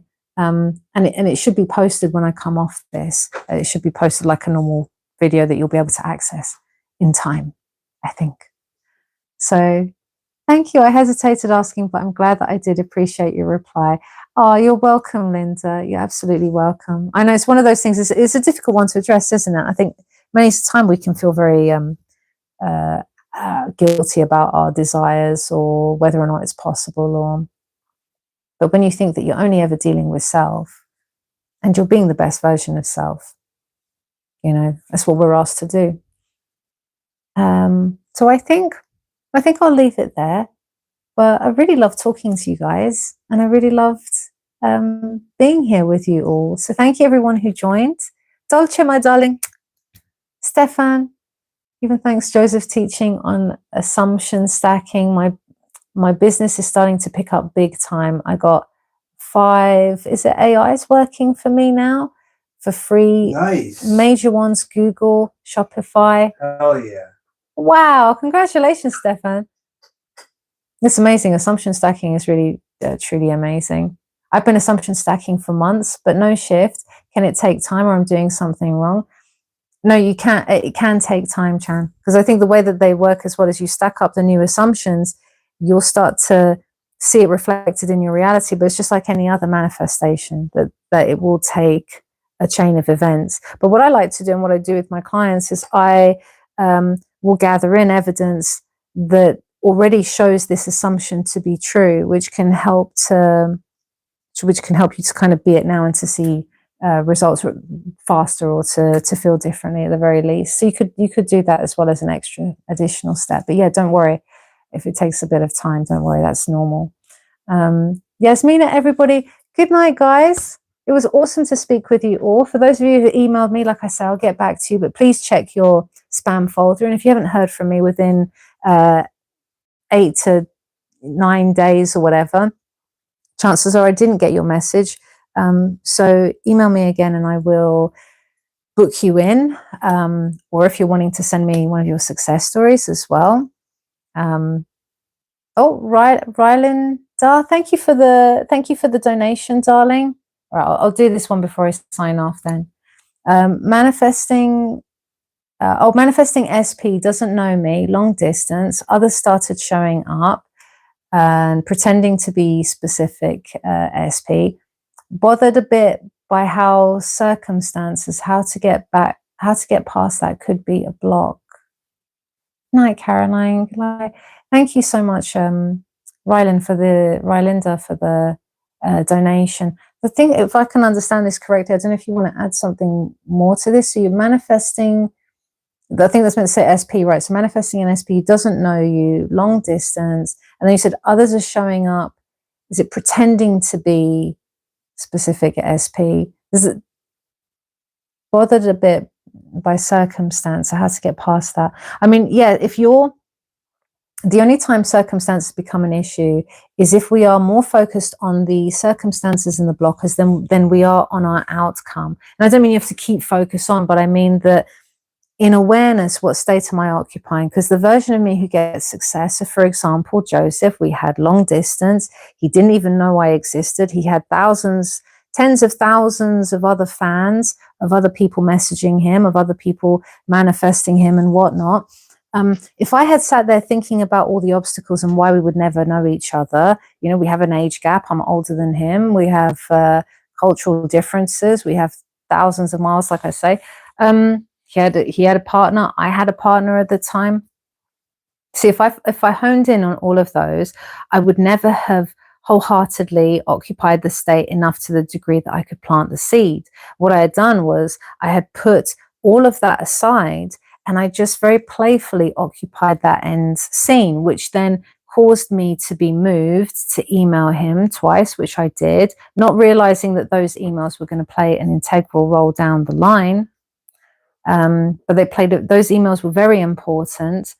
However, he didn't respond to it at the time, and I didn't really think anything of it. And even when he mentioned about or hinted at having a girlfriend, once again, I didn't think anything of it. My focus was my end scene and that connection at the end, and then everything else was quite naturally dismissed. And you'll notice that's what all of you have ever done. Anything you've ever manifested, that's all you've ever done. If you had your sights set on a career, you were more set on how that career can be made possible than you were on the obstacles or the rejection in the interviews, or, you know, because I often ask, I do the blueprint exercise with my clients. I've talked about that in my videos before. But when I break down their past manifestations, and I say to them, well, what did you do with all those obstacles? What about all the people said that you can't do it? What about all the competition? What about the fact that you rejected, or the fact that you failed the exams? And they were just like, well, nothing. I didn't do anything with them. I just carried on, or I just went for more interviews, or it made me try harder, or something like that. So you see, circumstances will only become a problem if you make them into a problem, but circumstances themselves are not an issue. Hone in on what it is that you truly want. If other people are coming in that are reflecting similar to that specific person you're manifesting, that makes sense. Joseph had manifested someone, after he did his list, he had met someone who, and my battery is about to die soon, this is a good time to log off, but who he calls, it was similar. She was like the faker. I had someone as well, I realize now, was very close to it, but also wasn't quite. Again, these were all signs that our manifestations were coming in, right? So I hope that makes sense and helps to alleviate some of the pressure. This is not necessarily that you have blockers, but your blocker is, well, the 3D circumstances that you are paying more attention to than actually your state and occupying your state and who you are in relation to that desire, imagining your end result and connecting with that as your truth, rather than what 3D circumstances are showing you, which 3D circumstances are showing you the echo of your old state anyway. It's like reading last year's newspaper and freaking out about it, you know? So don't make yesterday's news relevant for today and tomorrow. I'll leave it there. But thank you. Thank you, guys. Thank you for joining. You guys have been awesome. Thank you for your generous donations. Thank you for hanging out. Thank you for all being so sweet and so thoughtful and so kind and so generous. Thank you for all your incredible success stories. Please keep them coming. Email me your success stories. Like I say, I'll respond to you. I will post it up on the website. I will screenshot it. I'll post it up on the video. Right? I post all of them. They're all messages from you. Every single post I put up on my videos now, for those of you who watch my videos and don't just listen to them, it's all you guys. It's all your success. Normalizing success on this channel. Say goodbye, Joseph. Bye. We love you all. Goodbye. Goodbye. Bye. Say goodbye, Cocoa Bean. He's like blending into all the blankets. Oh, you got a session? Yeah. Alrighty. Loads of love to you guys. And see you soon. See you next Friday.